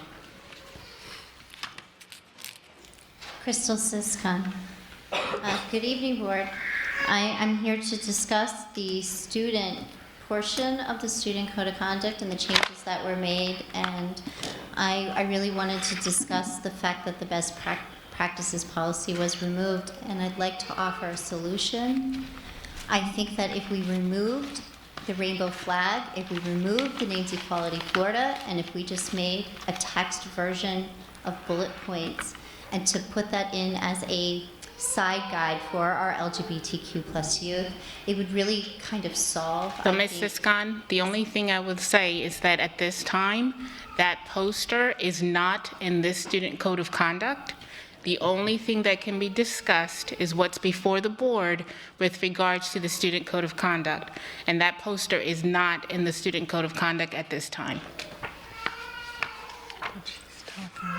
Thank you.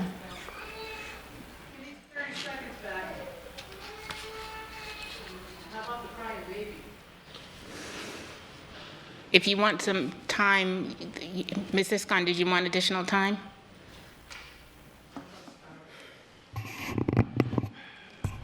Madam Chair, may I ask a question?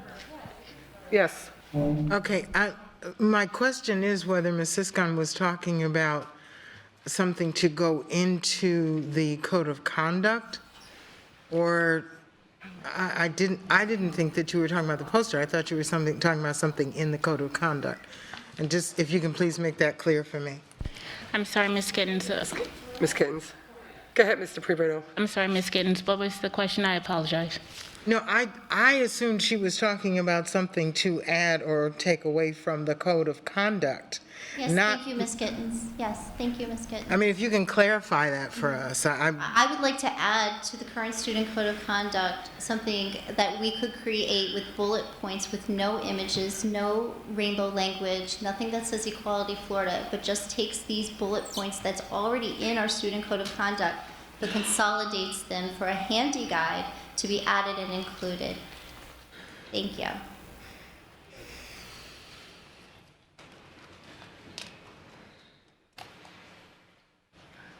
Tara Jenner.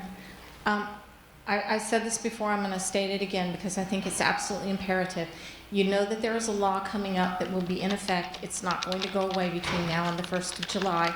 You don't want to have to rewrite the entire code of conduct. You want to have some information in there in order to make it clear for the parents at the beginning of the year that anything that is in that code of conduct that turns out to be contrary to any laws that are implemented at any time, that the law supersedes what's in that code of conduct, and you specifically state the laws that are coming up on the books so that parents have an advance notice of that and students have an advance notice of that so that they can do their own due diligence and look into it. It's imperative that that's done, because if not, you guys are not giving an adequate informational upfront guide to the students of Lee County and to the community of Lee County. They're not going to know that they're going to need to go back and look later, but if you tell them up front it's coming down the pike, that makes it a whole lot easier for you. Also, I'm going to say this one more time. This doesn't need to be in the code of conduct. Just focus on the issue of bullying. Bullying goes everywhere. It's a heart issue. It's a character issue, and it's an issue that needs to be addressed by the family.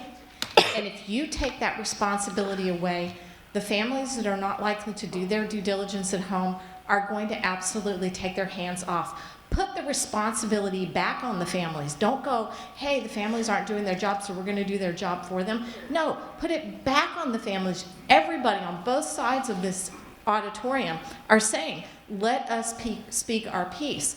Leave it to the families to make that information available to their own children in the timing and the manner that they think is appropriate. It's not necessary in the academic environment. It's not required. Again, we just want to hear about the particular student code of conduct. Thank you. Christine DiVigili, and I would like to comment on the student code of conduct. And I would like to make a note or a suggestion that an opt-out form be put in the student code of conduct in regards to, vaccines for one. I would also like the board to consider adding the language. Actually, I would like the board to consider not voting on this right now.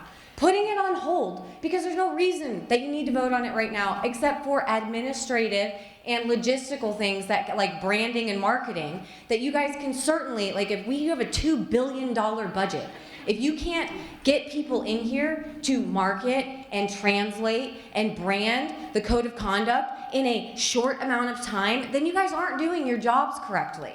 Because there are companies out there that could 100% do that for you. So there's no reason to jump so far ahead all the time.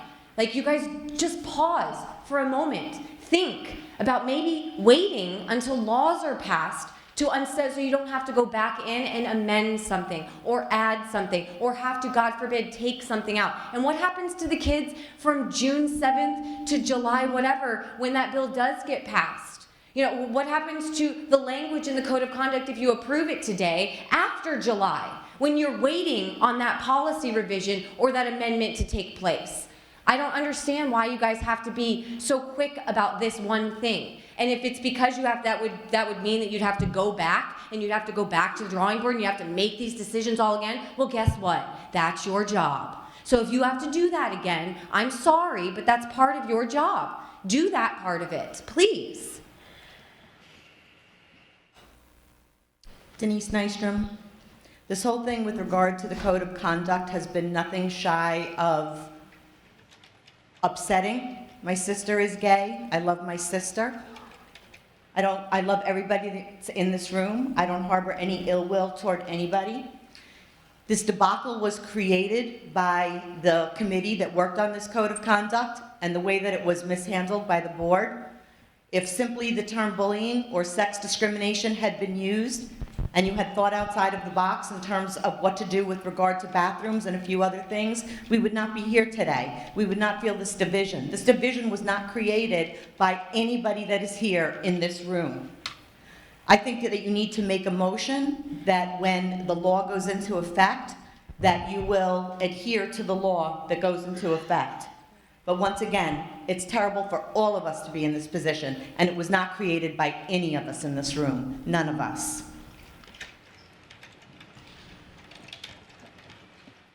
Corey Dye. I'm going to try to stay away from the mic so I don't give Patrika a headache. I'm going to play something. At the protocol manual, which is 81 pages. Excuse me, Mr. Dye, hold on a second. Can you please identify that recording? Back on, please. Thank you. This is to my point, okay? Once again, do not shut people's voice off till you clearly know what they're getting ready to do. I'm not picking on you, Ms. Fisher, but I understand. You made a point earlier today that your guys' operation manual or say is 80 pages long. Out of all these years, you still don't understand everything in that page. It's nothing against you. My only point would be that code of conduct that we're putting on kids is larger than your operating manual as an adult, a trained professional, an elected official, and now we're trying to hold high school kids or young adults accountable for 90 pages, right? Like it's getting heavy. On the other hand, I think 100% the LGBTQ community should be inside of that discrimination clause. I don't support any of the other added stuff to it, but 100%, those kids should know that they're safe, they're protected, and all of the other kids should know you will be held accountable for picking on them, no different than you would if you called me a Let's get it right, make it tight, and protect all of the children. Thank you.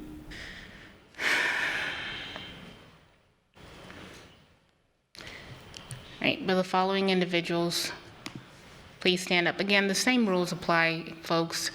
Please make sure that we are careful in terms of the language that we use. No personal, well, I'm sorry. This is a business meeting of the board, and the board needs to do its business, and we do want to hear from you. You do have the right for public comment, but we do need to control the decorum of the public comment in terms of how it's coming out, and we have the right to do so per law, and that's what we're doing. So at this time, will the following individuals please line up? Daniela Dye, Mark Gillespie, Alden Riveras, Melanie Pena,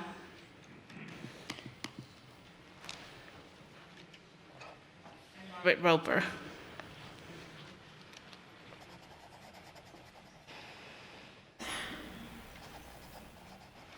And everyone consider this your first warning. No. My name is Daniela Dye, and I'm trying to speak to you today about the Code of Conduct. There is something that has been recurring as a concern, and it's the tiers and levels of discipline. It went from a 3 disciplinary structure to a 5-level disciplinary structure, and the levels that some of these items are noted in are extreme, and it has been brought to your attention through several emails, not only from myself, but from several of the people in the audience as well. It's been brought up at public comment in the past, and I think that it still has yet to be addressed publicly on why it is that we're doing it this way, besides the fact that we're following the laws and regulations that have to do with adults. If we're setting students up for success, we need to set them up for success with education, and all action should have consequences or rewards. I fully believe that, but we have to make them relatable. And these structures that we have in the Code of Conduct currently are not relatable. I have several of them highlighted here. Exhibiting behavior that instigates and or provokes negative reaction from others or encourages others to engage in a negative behavior. That is such a vague disciplinary wording. I can say that for any of the things that my kids do that irritate me at any given time. They infuriate me over whatever the cause may be. They exhibit behavior that instigates, small font, or provokes a negative reaction. We're responsible for ourselves. So what they do, whoever the they is, whatever they do, I'm responsible for my behavior. That is not a level 2 or a level 5. It has to be appropriate to what it actually is, and I feel like we still need to go back and review this before we can approve it.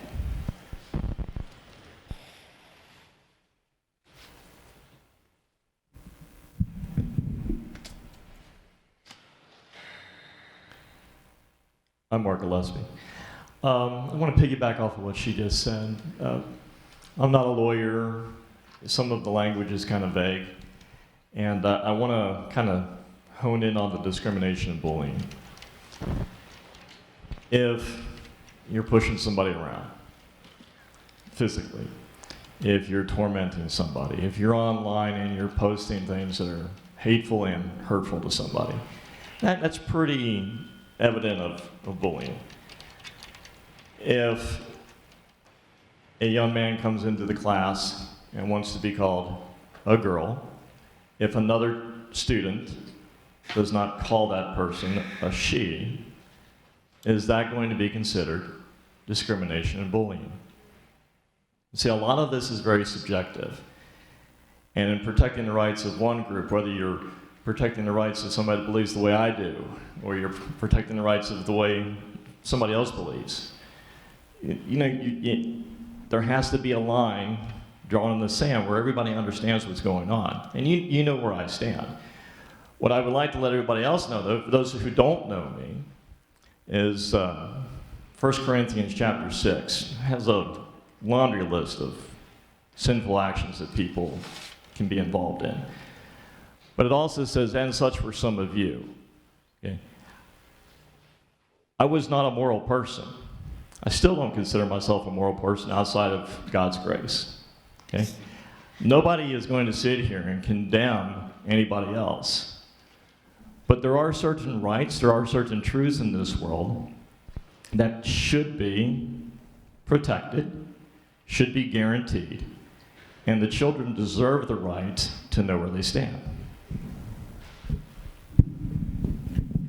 Again, a reminder, we're talking about the student code of conduct or the adult code of conduct. Those are the only two things.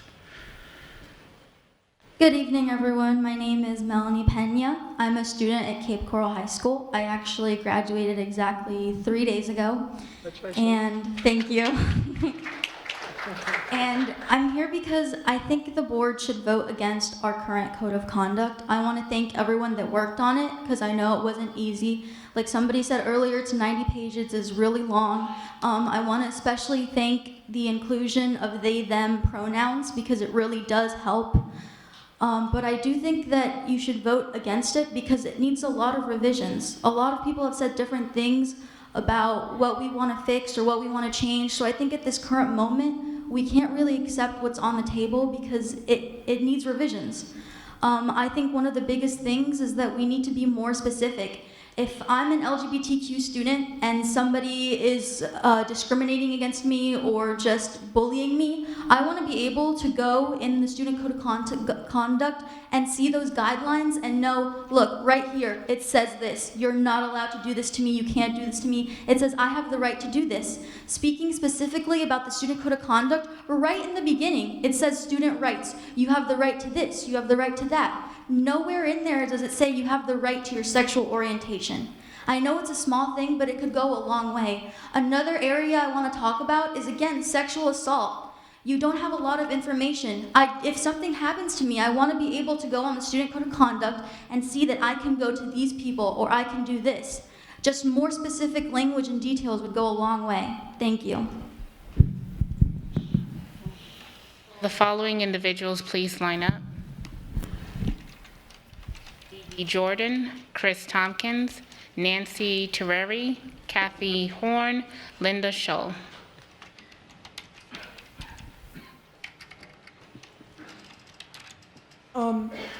So I wanted to suggest that we have some sort of guidelines, like was said previously, on what is discrimination, right? You have an anti-discrimination policy, but what are we counting as discrimination? Because I think that it was pretty clear in the poster that we got rid of what discrimination was, and now I'm not sure. Is it discrimination if I'm denied access to the restroom that I want to use?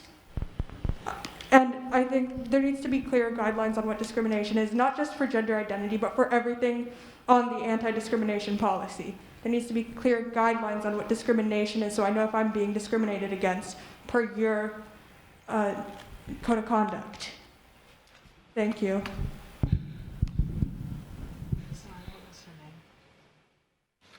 Robert Roper. I'm going to do my best to not violate the rules of talking about LGBTQ, but I'm confused on how that's not in the policy, because the anti-discrimination policy specifically talks about gender identification, sexual orientation, and I'm trying to honor what you want, but it's confusing to me how we can't talk about the content of the student code of conduct. I was bullied in school multiple times. I just dealt with the bullying. And if we should do anything, we should deal with the bullying and not who's being bullied or why he's being bullied. Just stop the bullying. That's all that's necessary. Because when you start adding sexual orientation, gender identification, and these things, it creates the division that you're trying not to allow to happen. It's causing the discrimination instead of causing it to stop. On an unrelated note, I do think we should remove the term progressive. It's written on every single page of that document as a part of the code of conduct. I disagree with removing 60 to 70 pronouns and making them gender neutral. I think that's very radical, and I do think it comes from a certain political pact. There seems to be a disconnect between what the board believes is going on in the school and what's actually going on in the school. And it's real obvious when you watch the board meetings, and I think it comes back to the student code of conduct. When you do anything on a case-by-case basis with 119 schools, 13,000 employees, and 95,000 students, you can expect there to be differences of how things are handled and approved. I'd like to thank the school board for the late evening and the law enforcement men and women as well. It's very difficult, I think, as Sir, already... can you please state your name, please? Yes, Thank you. D.B. Jordan. I think it's very difficult to talk about the student code of conduct without the things that were mentioned, because if I go onto your website and download that code of conduct, those things are still there.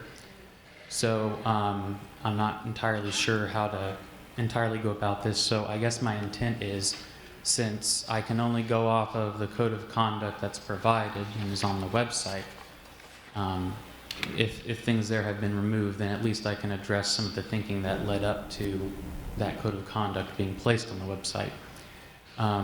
and that would pertain to many things. I just want to first touch on the matter of identity and pronouns.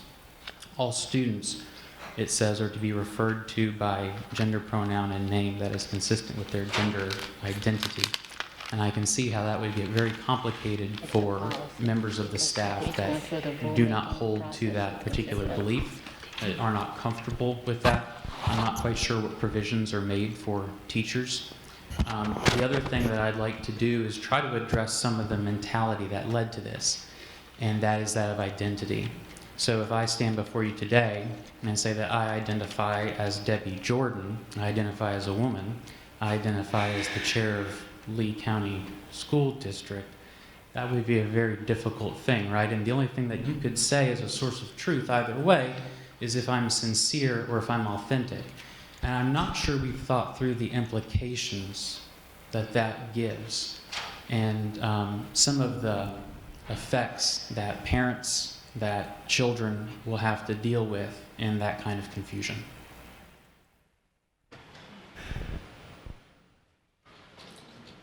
Chris Tompkins. I agree with Crystal Siscon, the removal of the Equality Florida logo and the Rainbow Florida state emblem to be removed from the Code of Conduct, the Student Code of Conduct, and to be supplemented with what she also recommended, were the bullet points that allow a person to see the guidelines and the guides to adhere to the law so that we can prevent harm, we can prevent liability, and we can ensure equality. Thank you so much. Will the following individuals please line up? Bob Schultz, Eve Olson, Abigail Reed, Mary Jane Hodgson, and Adriana Robertson.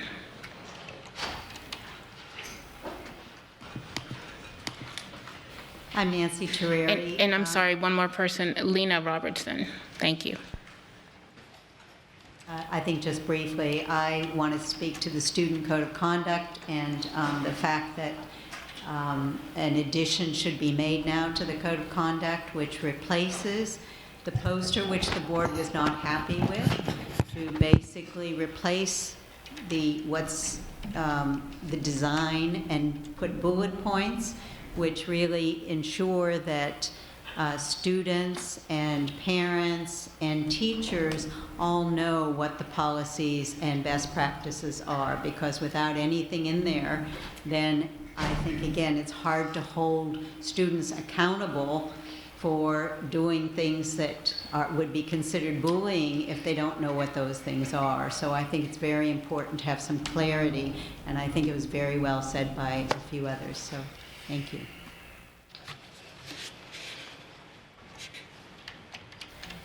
Kathy Horn, Mastero, Student Code of Conduct. I agree with Nancy and Chris and Crystal, but I won't repeat what they said. I believe the Code of Conduct should be inclusive of the things that were in the poster, but in a way that's not as offensive with outside influence. I will speak to the Code of Conduct, but it's going to take me a step to get there. My niece runs a preschool for 3- and 4-year-olds. Those 3- and 4-year-olds come into her preschool talking about their 2 moms and their 2 dads, or their gay aunt and their gay uncle, or their transgender older sister. It's not news to these kids, not even at 3 to 4 years old. Our kids in middle school and high school have seen this and lived with it and understand it. I agree with Nancy that your own website says, back up. I agree with Nancy that we need that page in the Code of Conduct to talk about what really is bullying, because the dry language of the law that says we don't discriminate on the basis of is very dry and not understandable, I think, to kids. Lost my train of thought. Your own website says that the LGBTQ plus students have unique needs in this area because they have been bullied for time immemorial from the time, and they are not often protected by their teachers and administrators in the way that they should be. It's swept under the rug. It's it's looked away from. It's treated less seriously because of who they are, and that is wrong. And that's why I believe that page should remain in the Code of Conduct in whatever form is most amenable. And that's why I agree that you guys should vote down that Code of Conduct tonight and work on it until it is right. Thank you.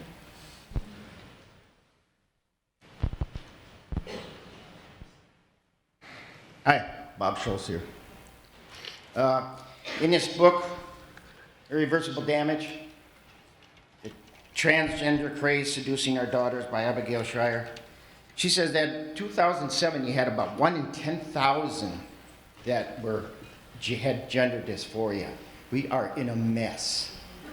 And you can see the mess that we're in. I'm sorry, sir, you need to be speaking only on the Code of Conduct. Doesn't the terms that you're supposed to address somebody who's a boy, address them as a girl, isn't that in your Code of Conduct? No.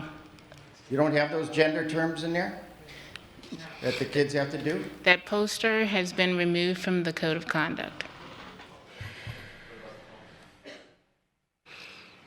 What about the policy? Non-discrimination policy. So you're saying I can't tell you my thoughts on this? I feel you should vote it down. This is enticing students to lie, to sin.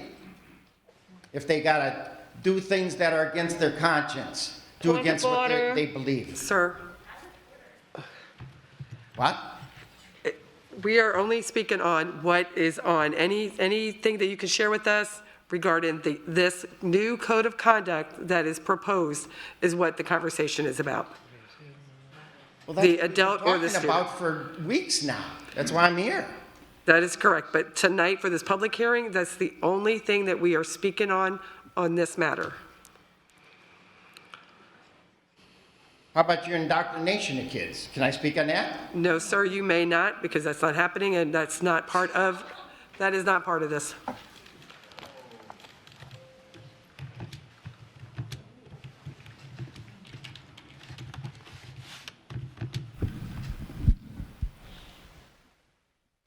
Hello, my name is Abigail Reed. I will be speaking about the Student Code of Conduct. I do think you guys should add a page to the Student Code of Conduct to replace that flyer that you guys took out that was from Equality Florida. I understand that it was not well liked, that Equality Florida's name was attached to it, and I think that you guys should just remove the name and remove the rainbow colors that were associated with it. I think the...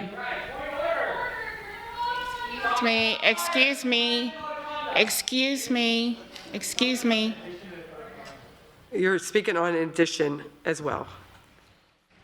Go ahead, Abigail. Thank you.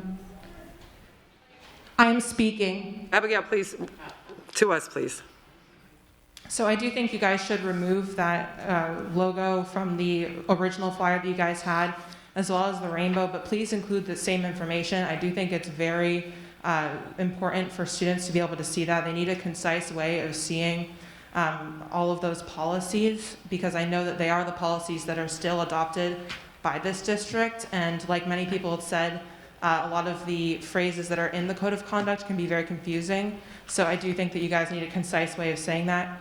I also wanted to commend the board on using gender-neutral pronouns. I do think that it ensures that the Student Code of Conduct applies to every student within Lee County, so thank you guys for that.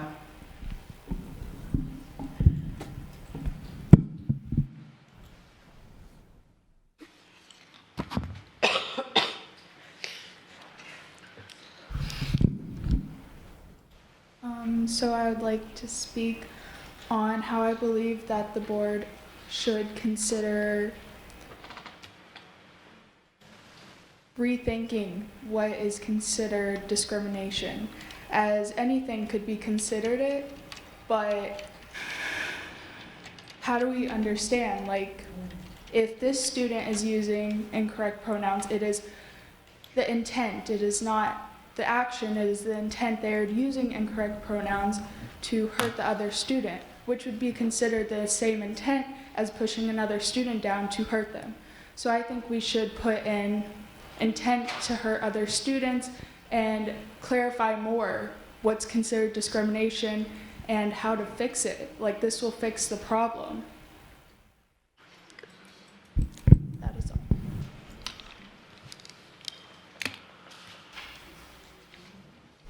Adriana Robertson.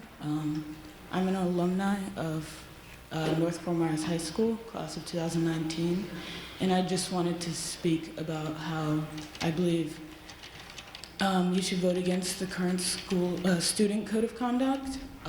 I feel that the poster that was included in the one from the year of 2020 should be re-included for the 2021 student code of conduct. I think it's important to show students guidelines for how they can treat each other with respect and in equal ways. As I spoke about earlier, when you include guidelines like these, it decreases suicidality in your schools. It increases mental well-being of your students. And that's our job as educators. It is our job to make sure that our students succeed mentally, succeed physically, and succeed academically. Thank you.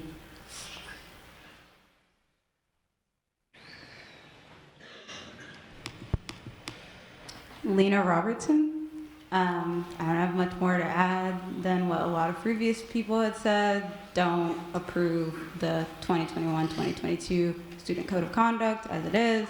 I am an alum of North Fort Myers High School and North Fort Myers Academy for the Arts. And I thought that it was really cool what you guys did the previous year by including the best practices and action items, and I think that you should re-include it for this year for clarity for the youth of Lee County. I think it will help them feel a lot safer, and it'll expedite any disciplinary measures that need to be taken when sexual and gender minority youth are discriminated against in schools. So yeah, I personally recommend that you don't approve it as it currently is and rewrite it. In addition to what one of the previous folks said about the sexual harassment section not being very clear, it sounds like a lot of people think that there are a lot of problems with the current version of the Student Code of Conduct, and it sounds like a little bit more time needs to be taken on it, despite the fact that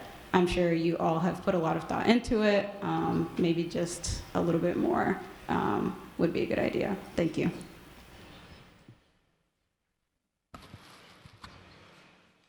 My name is Eve Olson. I'm here to ask you to vote down and work on the code of conduct for next year. I know you guys are in a really difficult spot trying to balance two groups of thought, and it's difficult. I'm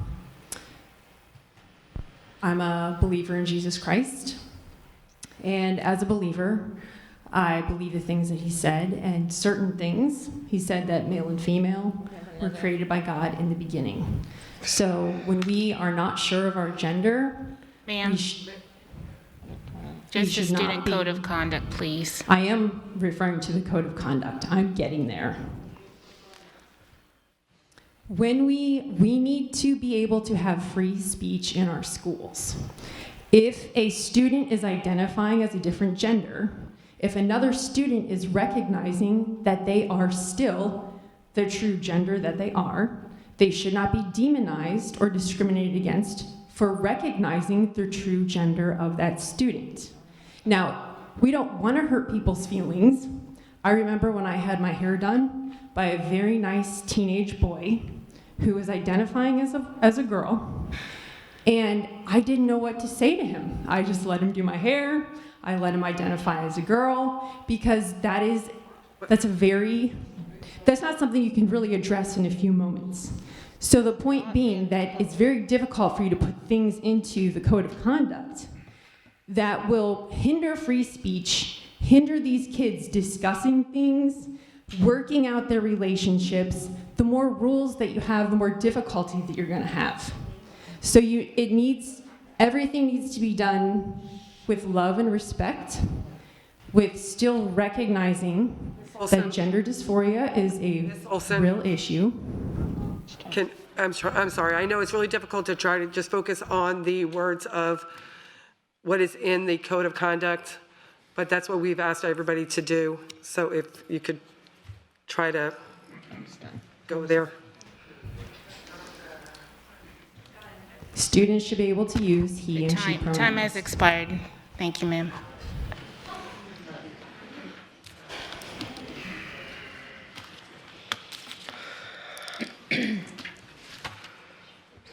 Okay. Madam Chair, may I just address one thing? Because I think sometimes there's a little confusion. We are required per statute to have a code of conduct. And the purpose of the code of conduct is to advise students of what kind of behaviors are expected of them. And there's a statute that specifically outlines certain things that must be in the code of conduct. The poster that brought all of this up has been removed from this code of conduct. There is a policy with regards to anti-bullying and anti-discrimination. That policy is in the code of conduct as required by the statute and by the Department of Education. They require us to have a policy on anti-discrimination, anti-bullying in the code of conduct. Otherwise, there is nothing else that is in the code of conduct that addresses anything else except maybe for the notification that is also required by statute with regards to Title IX, which is a federal law. So I wanted to clear that up because I heard during public comments that there seems to be a little confusion as to what's in the code of conduct. Take a look at it. It's on board docs. You'll see specifically it talks about behavior. It talks about just different modalities on how to handle the behavior. What is the consequence to those behaviors? That's what this code of conduct has. I just wanted to clarify that, Madam Chair, because I did hear some confusion. Thank you, Mr. Pre-Bruno. At this time, I will now close this public hearing and reconvene the regular school board meeting of June 7th, 2021. Dr. Atkins, please reinstate your recommendation for this evening's public items. Okay, the first item, the recommended action approval to adopt the 2021-2022 Adult Code of Conduct in compliance with the changes in related rules, regulations, and statutes to adopt best practices and promote transparency and accountability. The effective date of this adoption shall be June 9th, 2021. Thank you. You have heard the superintendent's recommendation that the board approves to adopt the 2021-2022 Adult Code of Conduct in compliance with the changes in related rules, regulations, and statutes to adopt best practices and to promote transparency and accountability. The effective date of this adoption shall be June 9th, 2021. Board members, is there a motion to approve? I move that we approve the Adult Code of Conduct. Thank you, Ms. Gittens. May I have a second? I'll second it. Thank you, Ms. Fisher. Please record your vote. Oh, you have a question? Any discussion? I do. So the 2021, and this is for the board attorney, the 2021 Code of Conduct, when does it actually expire? So it's going to expire as soon as school is out. We're going to have the new code of conduct that will be prepared and ready for the beginning of the new school year. So June 17th. Right, but we do have one board meeting before that, the June 14th. Yes. So yes. For me, I think we have to listen to our community. And I would like to see us work on this one more time. Make a motion. Pardon me? I think we were talking about the adult one, not the children. Well, yes, we were, but I think that we need to have a discussion still regarding the code of conduct in general. I know that they're two separate, and I'm prepared to vote, but I still think we need to have that conversation. I can wait until the second one, it doesn't matter. I mean, my concern would be, how do we have, if we hold off on one, do we hold off on the other? Because they're very similar. So, Mr. Bruno? So we can move forward with the adult code of conduct, conduct this vote, and then when you have the discussion on the student code of conduct, you can raise your. Okay, thank you. Thank you. Okay, so is there any other conversation? Okay, so could you please record your vote? Do you have a question? Aye. Thank you.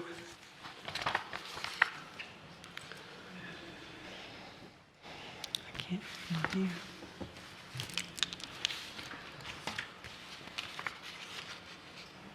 Okay, and that carries 7-0. Dr. Atkins, please reinstate your recommendation for the second public hearing item. Yes, Madam Chair, approval to adopt the 2021-2022 Student Code of Conduct pre-K to 5 and 6 through 12 in compliance with changes in related rules, regulations, and statutes to adopt best practices and promote transparency and accountability. The effective date of this adoption shall be June 9th, 2021. Thank you. You have heard the superintendent's recommendation that the board approves to adopt the 2021-2022 Student Code of Conduct pre-K through 5 and 6 through 12 in compliance with changes in related rules, regulations, and statutes to adopt best practices and to promote transparency and accountability. The effective date of this adoption shall be June 9th, 2021. Board members, is there a motion to approve?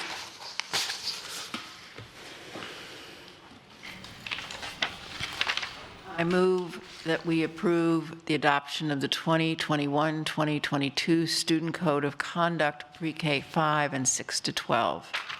Thank you. Have a second? Second. Okay. Seconded by Ms. Giovanelli.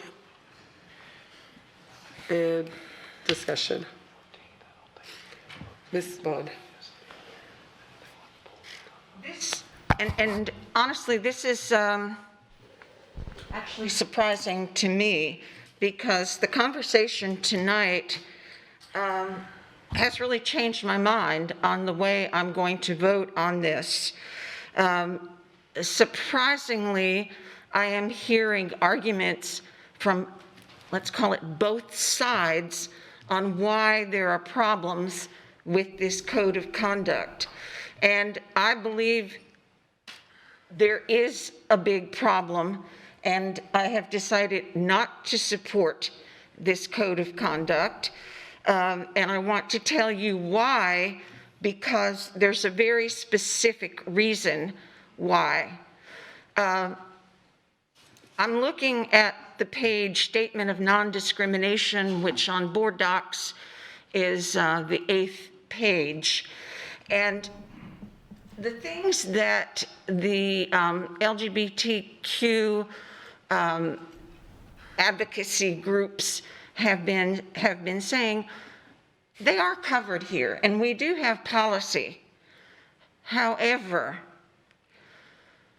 even though I absolutely agree that the poster from last year's code should have been removed, I'm going to go along and say that I agree with all of the people who came here this evening and said, okay, remove that, but put in bulleted points. When I look at this page 8, there is a very, very dense paragraph here, which I don't think goes along with the format of most of the rest of the code. And yes, I would have brought it up before tonight at this last moment, but again, truly, I've changed my mind in listening to the discussion tonight. One person that spoke talked about the unique needs of students in the LGBTQ community. And earlier we heard statistics on why there are some unique needs, especially with the mental health of these children.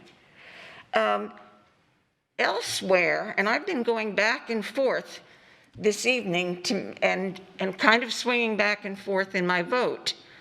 But I went back to part of the code that I had earlier reviewed, and elsewhere throughout, and this is mostly in the MTSS section, there are multiple examples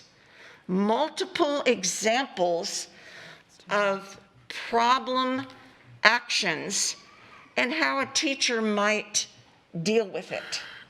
I think it is not fair that there were not multiple examples for the LGBTQ community.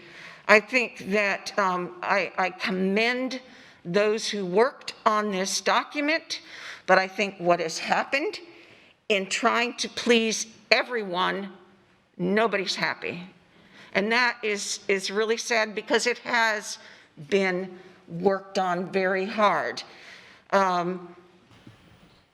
So I'm just going to say, for the reasons I have given, and I support the gender neutral changes, but I think we're missing the boat and cheating an important section of our students in not providing examples and bulleted points, and instead providing this one very densely written paragraph, even though elsewhere in our policies we support this group. So that's why I'm not going to be supporting this tonight as written.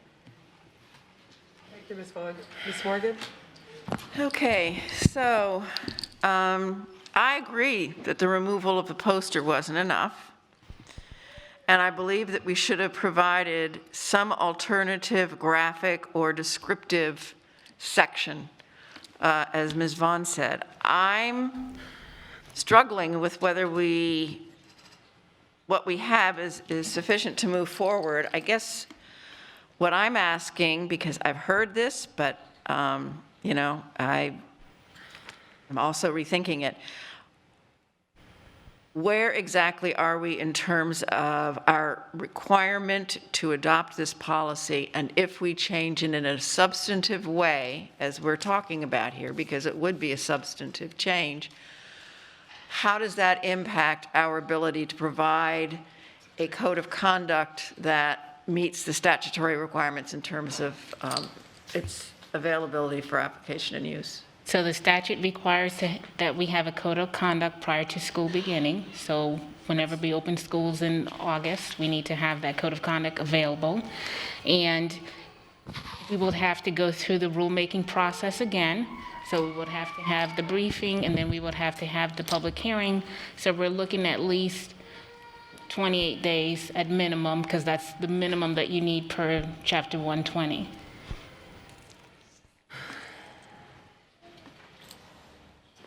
Did that answer your question, Ms. Morgan? thank you. Okay, Yes, thank it you. Ms. Gittens?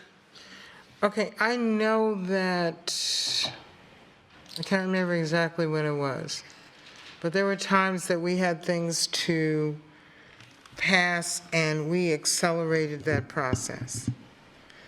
The question that I have is, if we vote on this tonight, it goes into effect June the 9th. We don't start school until July, what? August 10th. August. Okay. I mean, we have the ability to set meetings. We could set them all in a week if we wanted to. I mean, there's nothing that prohibits us from having, you know, a meeting one day, a meeting the next day, and a meeting the next if we have to. Well, the only thing is, in the rulemaking process, you will have to have the proper notice, the first briefing, then 14 days, the next one. So there is some time constraints within the statute that equates to the 28 days.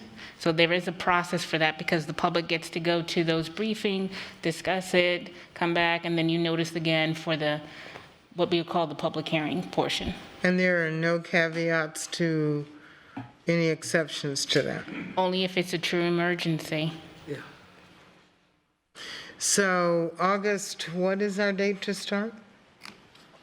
10th. 10th?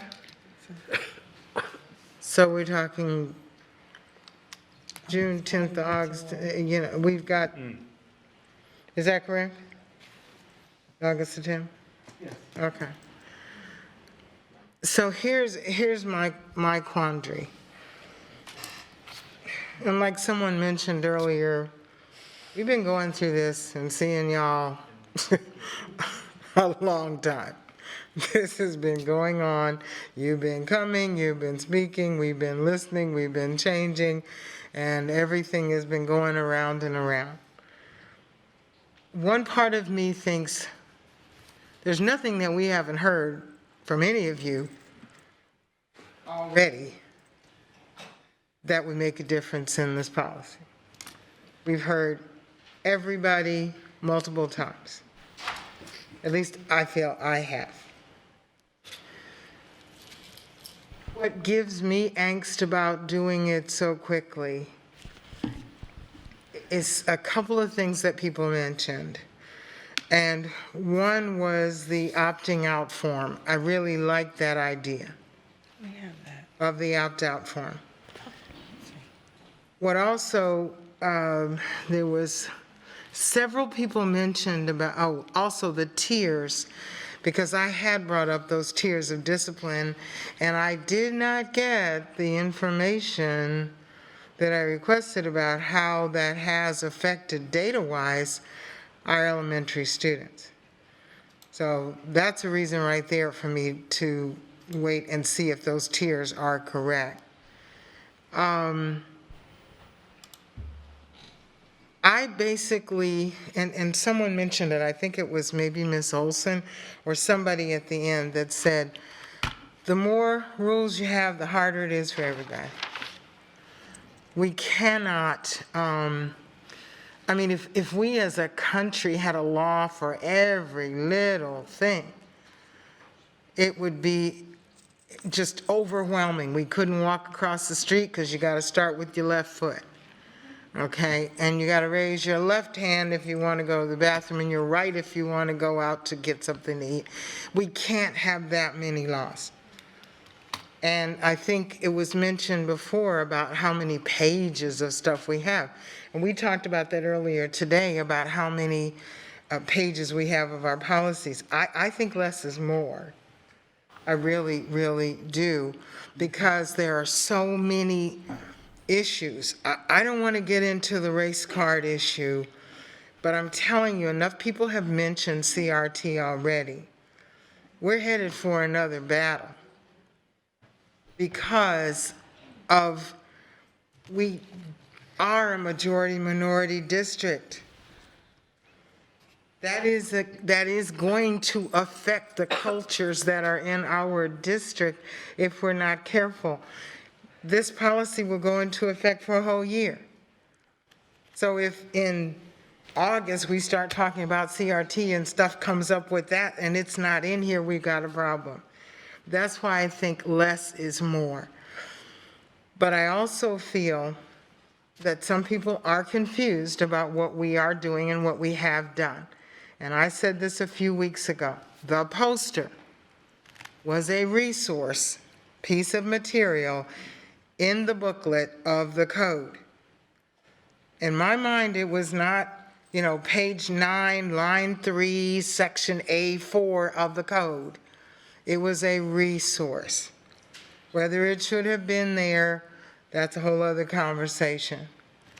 But it is not on a page of the code. Do I think we need resources? Yes. I think we need resources that talk about discrimination. We've got to head that off now, and we've got to have something in there. So the poster's not in there. It's gone.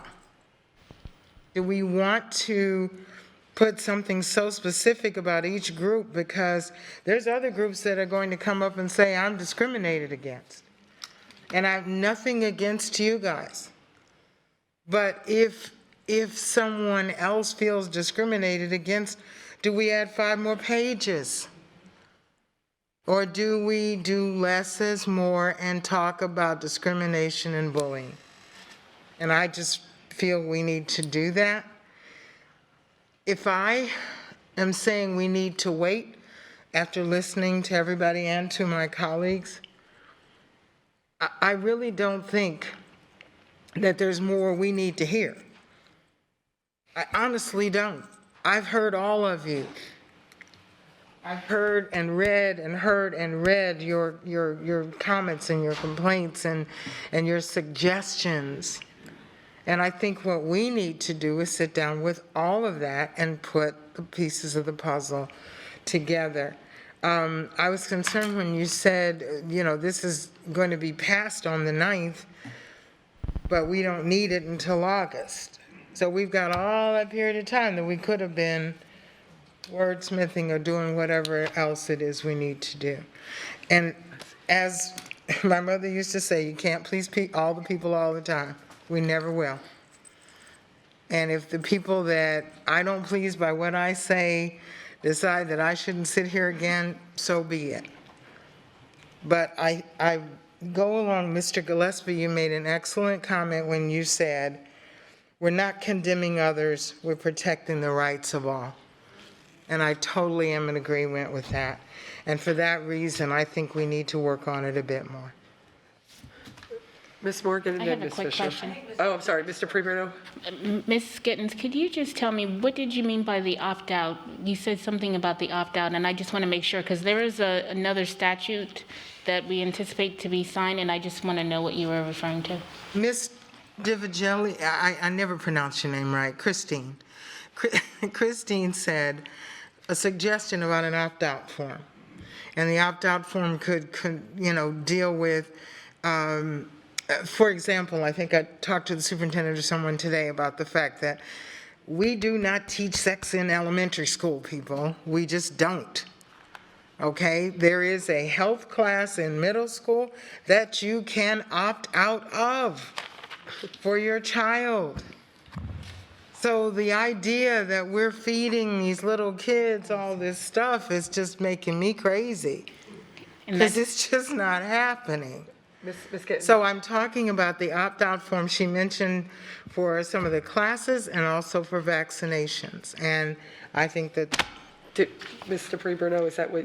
That's what I wanted to know, because there's going to be another policy that's going to be coming based on another law that has been, I don't know if it's been signed yet by the governor, but it's about reproductive health and disease education with the opt-out and what we need to do to make sure that parents are informed. It will be on the website, and so there's other things. That's why I was asking that question, because there will be something else that will be coming out. But don't we also have an opt-out form for other things? Yes. Yes. Yeah, okay. Yeah. But this is very specific to that. Thank you. Ms. Morgan? I think Ms. Fisher's hand was up first. Okay, Ms. Fisher. Okay, thank you. So I'm really happy with the way the Code of Conduct looks as far as the synopsis of model student behavior in the different levels, because it clearly lists in a bulleted fashion the way model students behave and the things that model students avoid. So it's in a positive way, but it specifically addresses things like bullying others by using intimidation or teasing, using social media to intimidate others, possessing or using tobacco products, destroying or defacing property, specific things. So I agree that the statement of non-discrimination, that policy is a crowded paragraph, and I think if that could be rewritten in a different fashion, more like the rest of the Code of Conduct is designed, I think that would be easier. And then we could probably, and I don't know if we have to, for Attorney Bruno, I have a question. If we were to add a page of best practices, like someone suggested, the bulleted best practices without any advertising of any other organizations or anything, but just for our student code of conduct for 2021-22, would we have to start all over again, the whole entire process? That would be considered a substantive change, and pursuant to Florida Statute 120 in the rulemaking process, we would have to start all over again. And and we don't have the time to do that? It takes it takes 28 days minimum to be in compliance with the statute and their notice requirements and their readings and public comment, et cetera.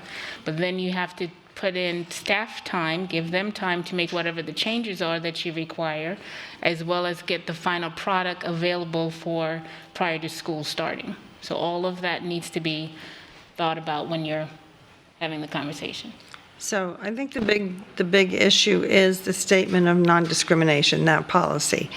And if we were to do that,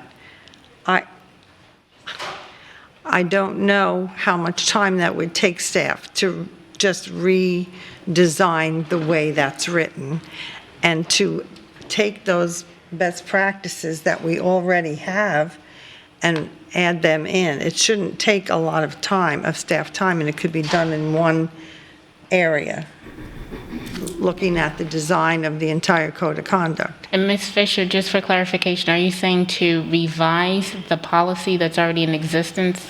No, I'm just saying the way the whole code of conduct is written is very easy to read and easy to follow, and it's clear to people. But when you look at that page where the statement of non-discrimination policy is, which is page 8, It's just bundled together. it's not typeset the same way all the other sections are, and it's crowded, and it's a run-on, looks like a big run-on sentence.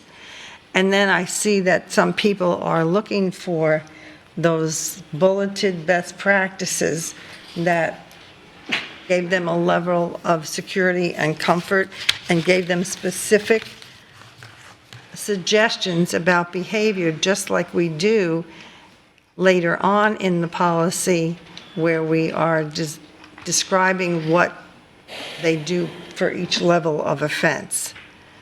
So I don't know that it would take that long, but I think it would make it clearer. And then I just want to say about the opt-out. In our policy, in our comprehensive health policy, we have an opt-out. The last part of the comprehensive health education policy is that any of the lessons parents have the right to opt out of, and that's specifically in the policy, which I think it will be for the other things that you were referring to.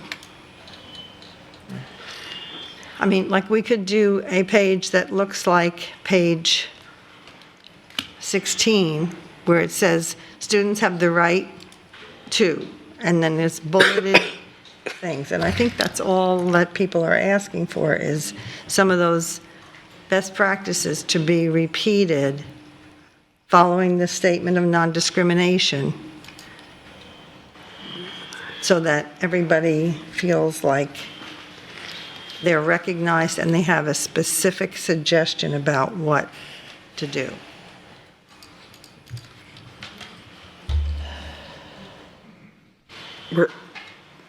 Were you finished, Ms. Fisher? Are you finished? Thank you, I'm finished. Okay, I'm going to go to Ms. Morgan real quick, and then I'll come back. So here's the problem.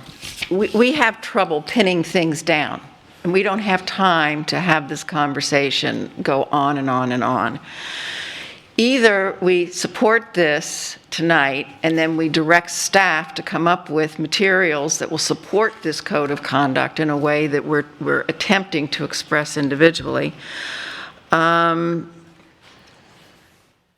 Or I want somebody to put a motion out there that says exactly what it is that will be changed if we do not support this policy, because I think this board needs to have a very clear idea of what would be done to modify that code of conduct, because otherwise we are going to be spending a lot of meeting time and a lot of staff time going over this thing again. So I'm looking for either some sort of a motion that would force the board, frankly, to agree on an amendment of this, or we agree that we pass it and we direct staff to come up with material that is informative, descriptive, a la the breaking down of the non-discrimination policy. So that's my comment. Thank you. Ms. Giovanelli? Well, so that was my concern. If we change one, what about the other one? That's why I brought that up immediately. I think we need to listen to the community. That's why I brought it up. I think it's very important that we listen and we make changes and modify that brings all parties together. And what that looks like, I am concerned about the timing, but honestly, the community and our children are what's most important, and we'll have to figure it out. That's why I asked about the prior date. We're good for, it's 2021. As long as we get it done by August 10th, and we just, it may be, get voted in, and we have one in place. We just have to get the literature out, a little bit later. But it's important that we hear and we listen and we do what everyone wants. And that's the reason why I brought it up, is because I feel that it's important. And I want the people to know that they came here tonight and we heard them. So that's why I brought it up. We have to be careful because the whole other thing with the parental rights bill, July 1st, that's coming in to play here. That's the reason why I brought it up earlier today is, so we want to make sure that rights, the parental rights is in there, the discrimination rights are clear. So I'm grateful that the board is listening to the community. Yeah, I just wanted to say too, when Ms.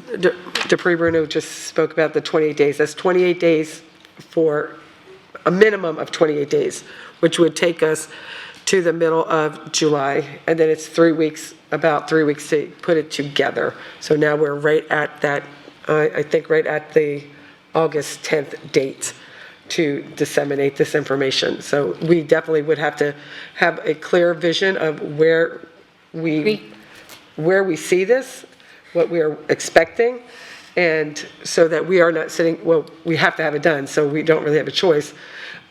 So we have to make sure that we do have that vision of what's, and also I know that we had spoke about some type of a guide that we're going to have with this anyway, for that reason.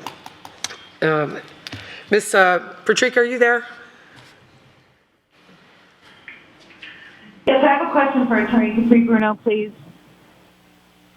Did I hear you say earlier that the anti-discrimination policy is required to be in the student code of conduct? So we can't bullet point it. We have to have it in there, an exact replica of the policies that exist on the book. Well, I think what Ms. Fisher was talking about is more formatting than changing the words of the policy. Changing the words, no, just Format of reformatting the it policy. and then adding best practices for suggestions. Yeah, talk. Sorry. Yes, I was just talking about reformatting it, keeping it the way it is, but reformatting it so that it's easier to read and understand, and then adding a short list of best practices. Ms. Patrica, did you get that? I did. I appreciate that clarification. Now, for Dr. Atkins, I'm not sure that we're respecting our schedule over the summer. I don't believe that the staff that works on the student code of conduct has nothing to do over the next 28 days. I'm certain that they're scheduled with other important items to address in order to open schools. So I'd like to know from Dr. Atkins whether it is even logistically possible for us to push this off for another 28 days, minimum. My opinion, I really believe that you as a board and governance team need to come together as a board and provide very specific information and work on this policy yourself. Because I do believe that if you just give general direction, we're going to go work on it and work on it and work on it, and then we're going to come back here and we're going to be in the same place. That way, you work on a policy together as a team, you decide on what that is, and then you bring it forward and vote on it, and you can focus on the work and the specific things that you want to do. You've heard what the public has to say, you know what you want in it. I think we are at a point where we don't know, and we don't want to take educated guesses. We want this to be what you want it to be. Thank you. May I make a motion, please? Wait, have one more round. Can I? Oh, I'm sorry. Go ahead, Ms. Patrica. So, Dr. Atkins, I didn't really hear whether it is logistically possible for the board to set this aside for a period of time, minimum of 28 days, have the discussion you just suggested, come back with very specific feedback and requirements of staff, and still get this done by August 10th.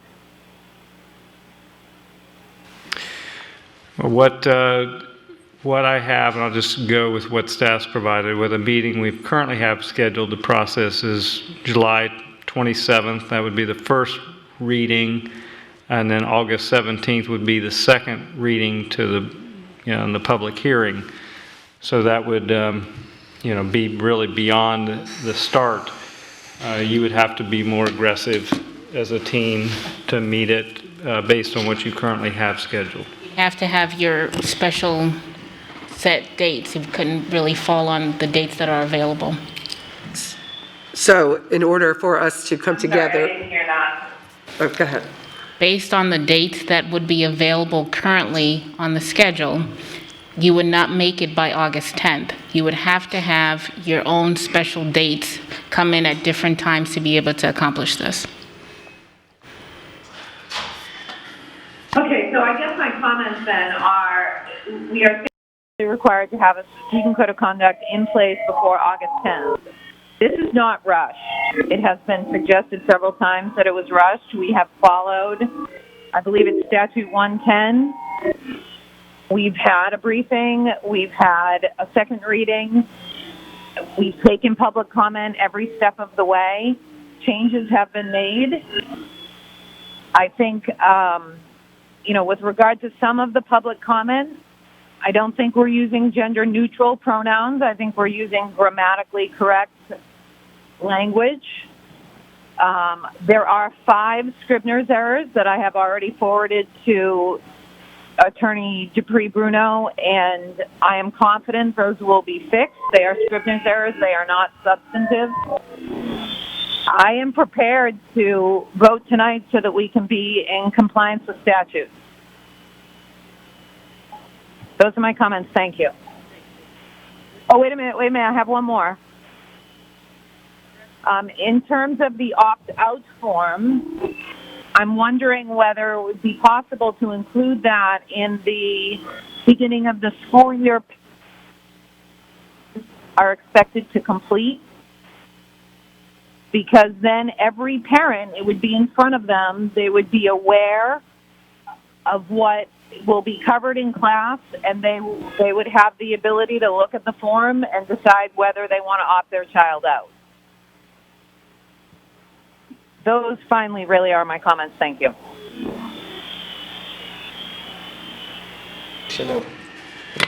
Because you want to put a motion, but we're still on this. We have to finish this one so we can close this out. So I just want to respectfully ask the chair to poll the board to see if there's only one issue here that we are talking about. If it's the one issue, which is the non-discrimination policy, and instead of breaking it down, as Ms. Fisher suggested, we just make a separate page that illustrates it. If that's the only thing, then, it's the will of the board as far as I'm concerned. But if we can't agree on the one thing that we absolutely must change, and if we can't commit to a time that we're going to have that conversation, then I'm all for putting through the policy as is. So Ms. Jordan, Madam Chair. Ms. Gittens had requested to make a motion. I'm going to her. Yes, that's where I'm heading now. It We still have a might help motion on the the table. situation if I was able to Can I make the make a motion comment before? and then have discussion on I know, it. but I still have a motion on the table. But go ahead. There is a motion on the table, which is to adopt the recommendation of the superintendent, which is to adopt the student code of conduct. and it's properly seconded, and you're having a discussion. So I don't know what Ms. Gittens' motion is. Yes, go ahead, Ms. Gittens. Well, if there's a motion on the floor, you can't have two motions, so we need to deal with that one. Depends on what your motion is. I'm not sure what your motion is. Okay, but I thought before I was told you can't have two motions, but anyway.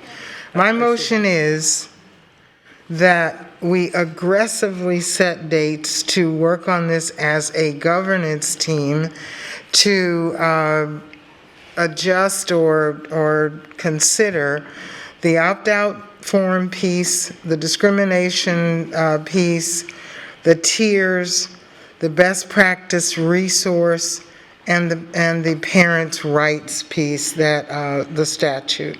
Okay. Those are four specific things that we have discussed that would possibly create changes to the document. Okay, so that motion will hold. So at this time, I don't know, Ms. Morgan, you were asking for a poll to see. Yes, to see whether there was agreement on the issues that need to be addressed. And I was hearing only one, but now I'm hearing multiple. So I will say my one would be to do something about some sort of descriptive graphic or whatever, single page on the non-discrimination policy. That would be mine. So this poll would assist the board as to the motion that is currently on the floor, to whether or not you want to approve it or not approve it. And do you want me to repeat the things? So the things, I think Ms. Vaughn and then Ms. Gittens, you can repeat the things that you're concerned about, and then move forward. All right. I'm going to ask a question before. Since the current policy is not is 2021, is there a reason that we couldn't, because of the time crunch here, that we couldn't start the year using those guidelines, or is that something we can't even consider until we have this new one finished? Is that something we can or cannot consider? You're required to have a code of conduct at the beginning of the year.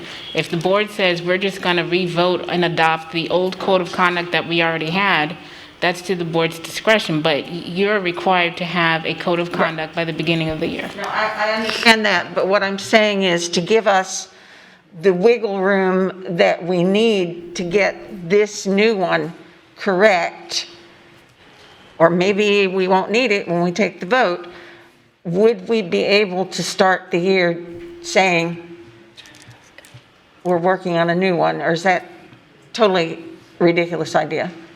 I don't think that's going to work because you still have to go through the rulemaking process even for that. The public needs to know what, I don't think that will work, Ms. Vaughn. Okay, so then what I'm going to say, because we're in response to Ms. Gittens' motion? No. No. We're in response to the first one. I'm going to go along with Ms. Morgan, because I think to consider basically everything again, that's not responsive.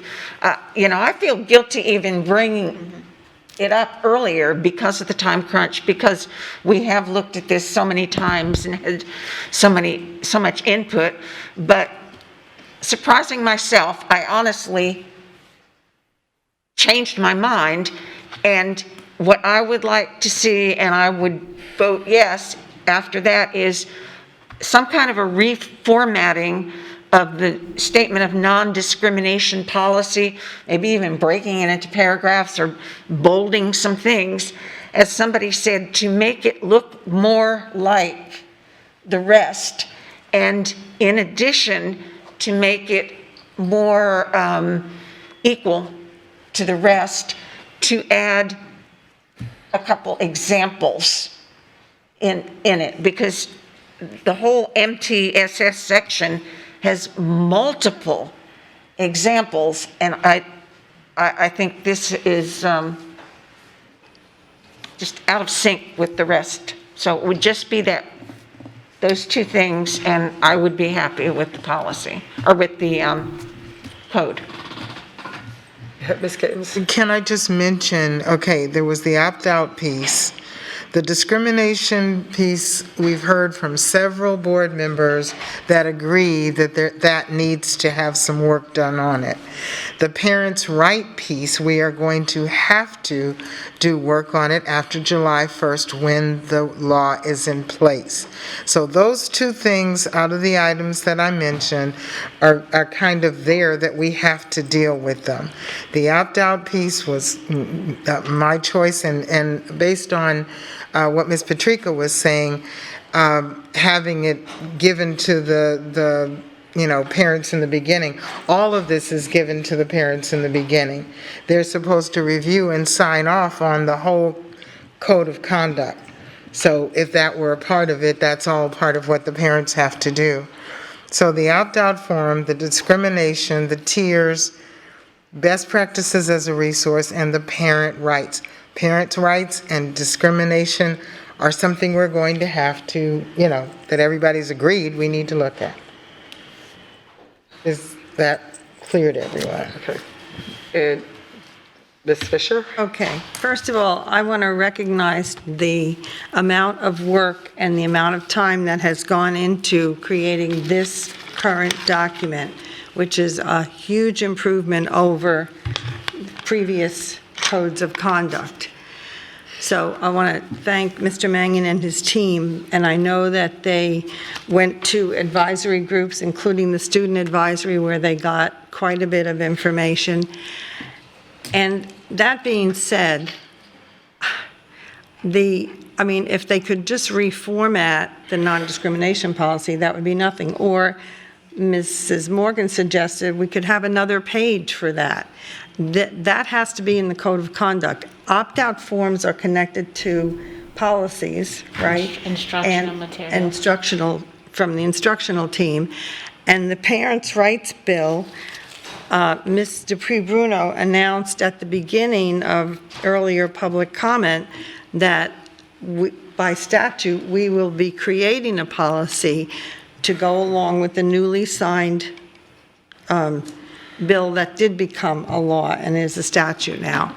So I think that I'm going to recommend that we adopt this version of the Code of Conduct, which meets the requirements that we have statutorily, and handle the other issues, the Parents' Right Bill, that was going to be handled by a policy anyway. So that's not necessarily to be part of the Code of Conduct. So I think we should honor the work that's been done by the staff, the community, the students, the advisory boards, and approve this evening, adopt it, and move forward. Ms. Jordan, I just also want to remind the board that during, I think it was one of the workshops or a briefing, staff did advise the board that they are working on a revised poster that will include all of the... It was not a poster. It was a revise. It's a They're doing a guideline, but I believe they were also working on a poster. So they're doing a guideline that's going to discuss all of the discrimination issues, as well as a poster that addresses all of that as well. I just want to remind the board of that. Right. And you did mention, I think, the guideline earlier. May I ask a question, please? Yes.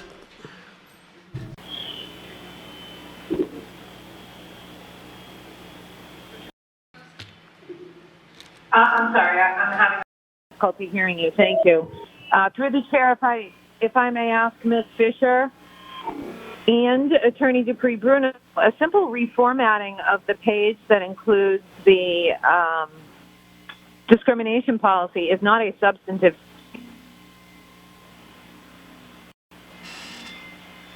We lost her. She's asking if that was... And it would not, that would not be a substantive change. It just depends on... Change the format. That's correct, Ms. Patrica. We read between the lines. So it Did you hear Mr. Dupree-Bruno? No, I'm sorry. Please repeat. So just reformatting the policy would not be substantive, but if you're adding a page that having, the bullet points and all of those other things, then that is a substantive change. So I'm hearing all kinds of different things that the board is considering. Ms. Fisher's most recent comments. And sort of dovetailing into your comment, Attorney Dupree-Bruno, in which you reminded the board that staff is working on a white paper for guidance on the other issues. That is correct. Is there any other questions? I think, Ms. Jordan, you're in the middle of polling the board, so we can see if... Okay, let me finish with Ms. Giovanelli. Real quick, wouldn't the guidance need to be, that's kind of how we got here. Wouldn't the guidance need to be out there right now for the community to see before we do this? It's not drafted. This is something that they're, based on my understanding from staff, it's something that they're working on. There's nothing to present to the board just yet. And it's specifically just about the discrimination policy, not about anything with regards to code of conduct, to behavioral issues, modalities, nothing like that. Did you have another question? Well, I just let me give a little bit more flesh to that. Remember what was done was we pulled out the Equality Florida poster that had this, very quick kind of bulleted guidelines, and in lieu of that, staff was going to go out and receive a lot of public input and develop a more comprehensive guide for parents, students, and staff as it relates to all of these equity issues. That's going to take considerable amount of time to do, and would replace what is currently now just that one pager that was in last year's Code of Conduct. So that was the plan that was presented. Again, because we were committed to going out and getting a lot of public input, not just in front of this in this room, and not just our board advisory, but literally going out in the community, different groups, we were going to take time to do that. And that's not something that they're going to be able to do over the course of the summer. You're going to have to get a code of conduct really now to start school, and then they were going to work on that guide. Yeah, with stakeholder input. But my concern is that we're not communicating that back out, and that's why we're here at, 9:34, because that communication has not, is not enough for the community to understand, and I have a hard time with them, but without communicating it. That's a very important part of this. Well, I think, I know that's been communicated to us every single meeting. That's why I'm surprised that we didn't remember that, because it has been told to us that this paper was going to come out, and they were going out to reach out to everyone in the community, as many people as they can. And we even spoke about making sure that you put location where you were at, time that you were there, how many people showed up, to show that we actually did go to every part of Lee County that we possibly can go to, and to have that backup, or a CYA, to show exactly how many people showed up every time we're out there. But this is going to be a very, and when they came and spoke about it, it was going to be, they were going out there and they were going to hit every inch that they could possibly hit, so that everybody would have a voice in what will be in that paper. And that's been said every time they've come to us. So I'm going to just ask two more, and then I'm going to call for a vote. Please, Okay. Ms. Fisher, and then Ms. Gittens. So for many months, this has been brought to the community through advisory boards, through different appearances that Mr. Mangan has taken his staff out to. And so community input has been heard consistently. This is not, we have heard this, and the community is well aware of the Code of Conduct.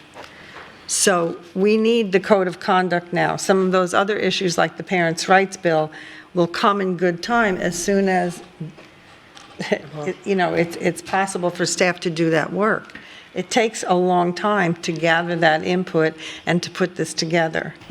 So I think that we need to move forward with the Code of Conduct as it stands, and appreciate the work that has gone into it from the staff and from the stakeholders. and move forward. Sorry, Ms. Fisher, you said as it stands, you're talking about once it's reformatted, which everyone has kind of expressed that, if they will reformat the non-descriptive. I thought she said that was substitute. No, that's not, they can do that without it being that. Go ahead, Ms. Gittens, please. Okay, so my question is, of the items that I mentioned, which ones are things that can be added? In other words, what is the core hardline code of conduct that we must have to move forward for the start of school? We have the discrimination policy in there, and you're saying that without changing anything. I want to make sure I'm clear. Anti-bullying and harassment policy. Keep saying, I know that this discrimination policy is there, but it's the anti-bullying and harassment policy that I'm referring to. Okay, so, and is that set in stone already, Dr. Atkins? So that one, as far as staff is concerned, is done, correct? I'm sorry, I was doing another piece Okay. of research. I'm looking at the things that I mentioned. The public content in terms of where you all have been with this is actually in your administrative content. So that just came to me. Go ahead. Okay, what I'm asking is, of the 5 things that I mentioned, the discrimination policy, or I know I'm not saying the right name, but you're saying that that is already done and signed, sealed, and delivered, correct, Dr. Atkins? That is your board policy, non-discrimination policy, yes. Is done, Yes. okay? Of the parents' rights, Attorney Dupree-Bruno is saying that we just put a sentence in there, and when the law comes out, in the sentence, we refer to the law that's coming out on July 1st. So here is a suggestion that, here's a suggestion. I actually talked to my the legal team. But if you, I'm just asking this question so I can just be Not to done. put it in there, but to put a sentence, I think there was another speaker that had talked about a sentence that basically says that this policy, when we draft it, will supersede and supplement all previous parental rights notices, including the code of conduct. We can Yeah, Ms. put that Jenner in the said that. policy. So that was something that our staff attorney, Christine Schroed, had suggested, and I agree with her on So that. that can just be placed in there. Policy. And it's not a substantive change. In the policy, when the policy is drafted, not the code of conduct, in the policy. So once the policy is drafted, we can put a sentence in there that says, this policy supersedes.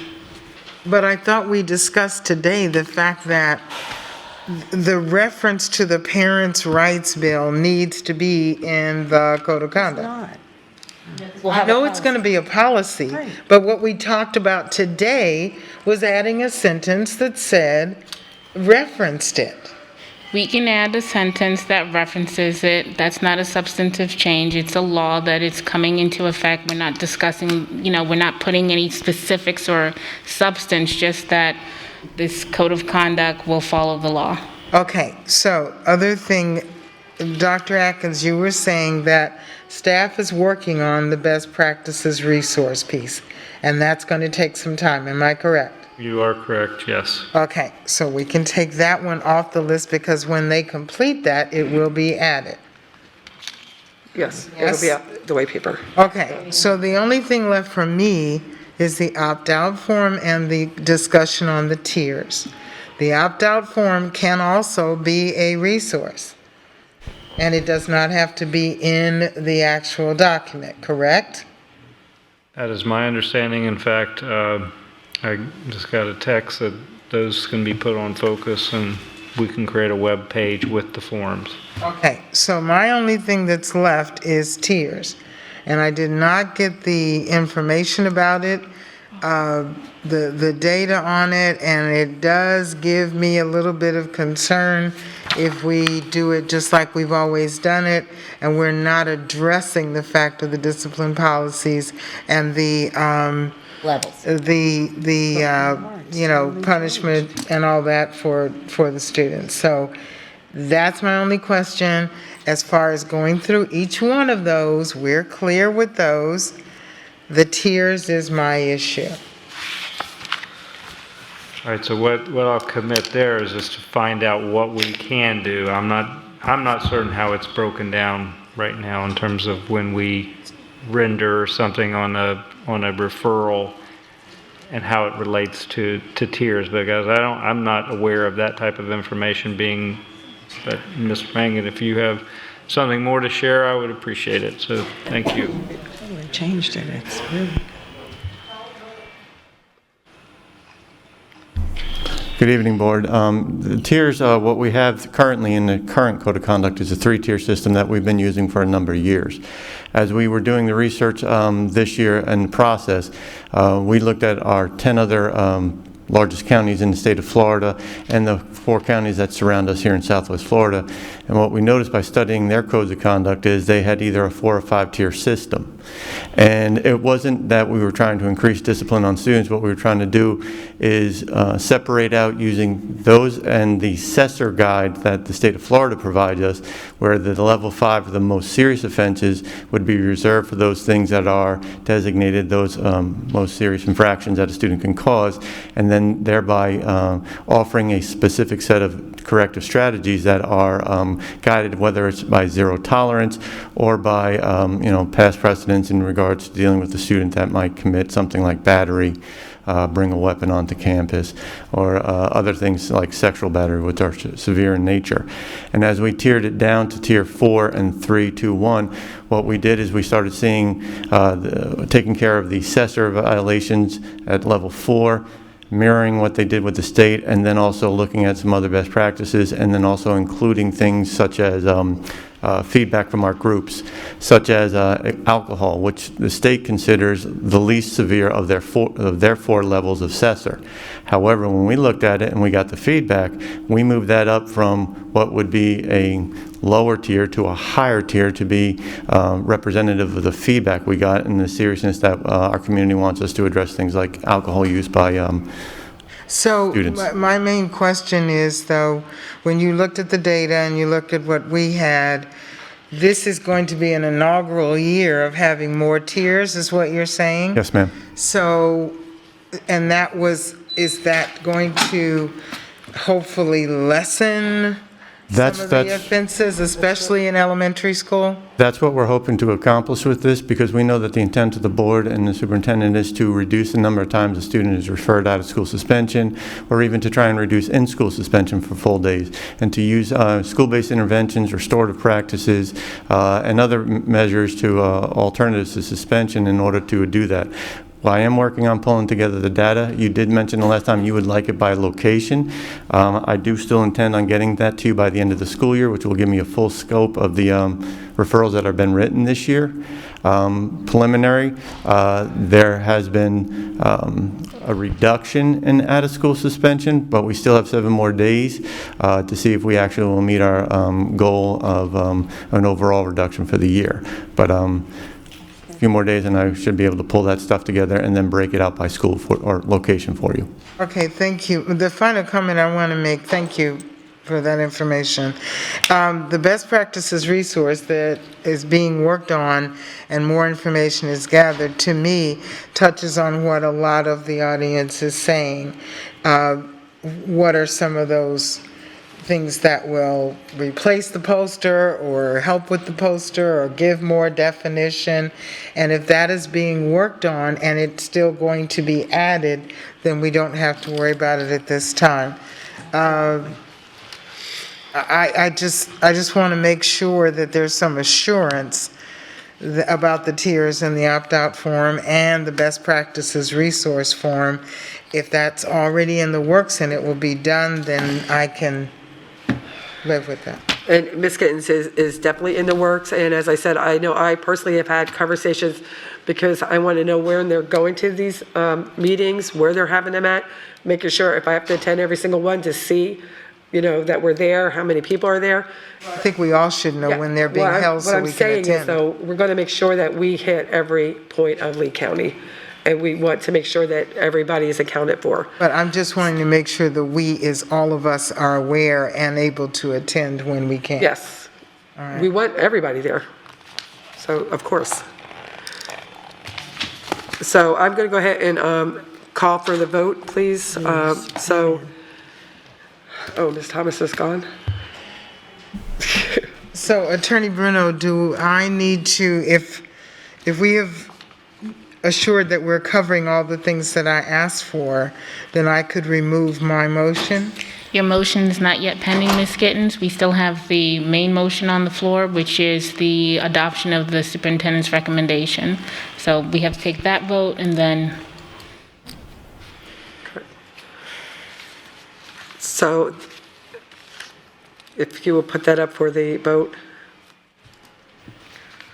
We're going to go ahead and call for the vote. You please reiterate what we're voting on. We're calling for the vote. It's the superintendent's recommendation that the board approves the adopted 2021-2022 student code of conduct, pre-K through 5 and 6 through 12 in compliance with the changes in related rules, regulations, and statutes to adopt best practices and to promote transparency and accountability. The effective date on this adoption shall be June the 9th. Motion was approved by Ms. Morgan. It was seconded by Ms. Giovanelli. Conversation was had by everybody multiple times. Sorry, And I we have to also say are. one more thing, please, if you don't mind. The things that we talked Yes, about, I'm will it gonna be a finish that. part Yep. of that? I'm going to do that too now. I'm just going down the whole list. Thank you. And this is in regards to that they will reformat the non-discrimination. That's going to be taken care of, which is part of the code of conduct. Also adding the opt-out pieces to a website. Parents' rights policy will include the right verbiage that connects it to the student code of conduct as well. We will be going out to the neighborhoods and doing that community forums everywhere to get input from everyone within the room, outside of the room. That's pretty much everything we've just spoke about. And the So tiers. if we can get a vote on this so we can move forward, please. So. No. Ms. Patrica?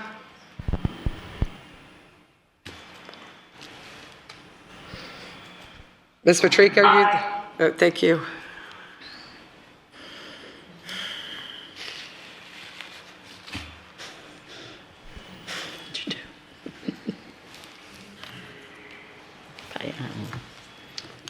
They've been collecting input since February.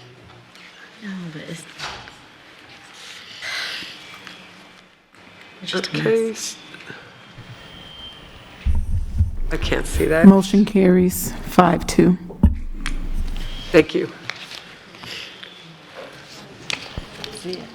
Okay, next on the agenda is board member comments. Ms. Giovanelli? I just have I'm just going to be real quick. So I just want to congratulate the class of 2021. I just want to wish everybody a safe summer. I know we have another meeting, but I just want to say that I thank all the people that spoke tonight. I really appreciate everything that they did.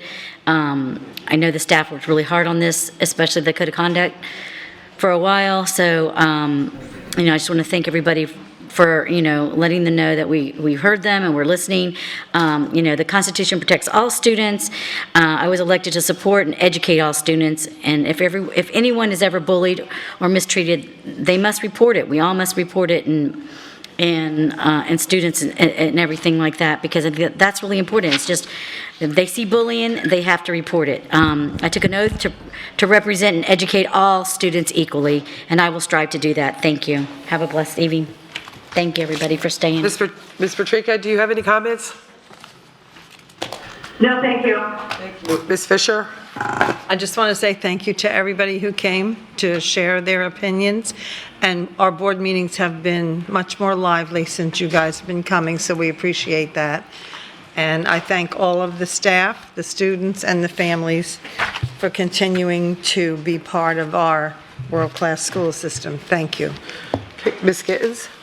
Okay, and I just, before everyone leaves too, I would like to state why I voted like I did.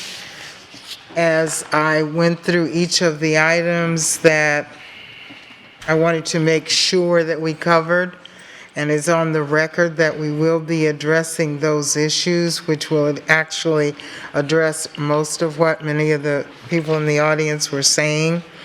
And like I said before, some of the things that people felt were in there are not in there. But by looking at that best practices resource, we will encompass the thoughts and ideas of everyone and make sure that they're in there. And I will be following up and making sure that that is done and doesn't fall between the cracks. Thank you, Ms. Gibbs. Ms. Vaughn? Well, I'm not going to repeat what I said earlier. All of you know why I voted nay on this.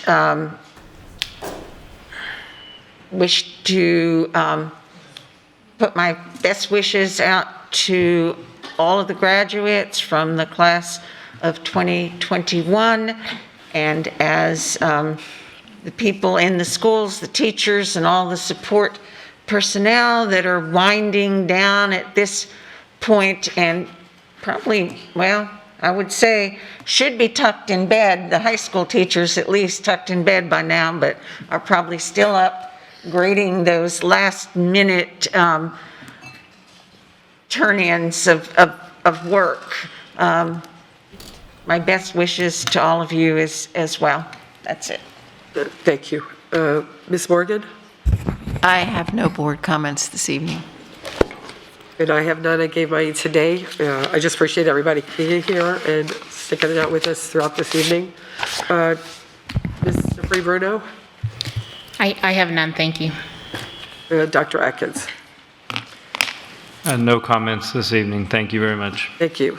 The next scheduled meetings of the board is on Monday, June 14th. There will be a briefing meeting at 11 a.m., followed by a special meeting at 4. On Monday, June 21st, there will be a workshop at 1 p.m. On Tuesday, June 22nd, there will be a briefing at 1 p.m. and an action meeting at 6.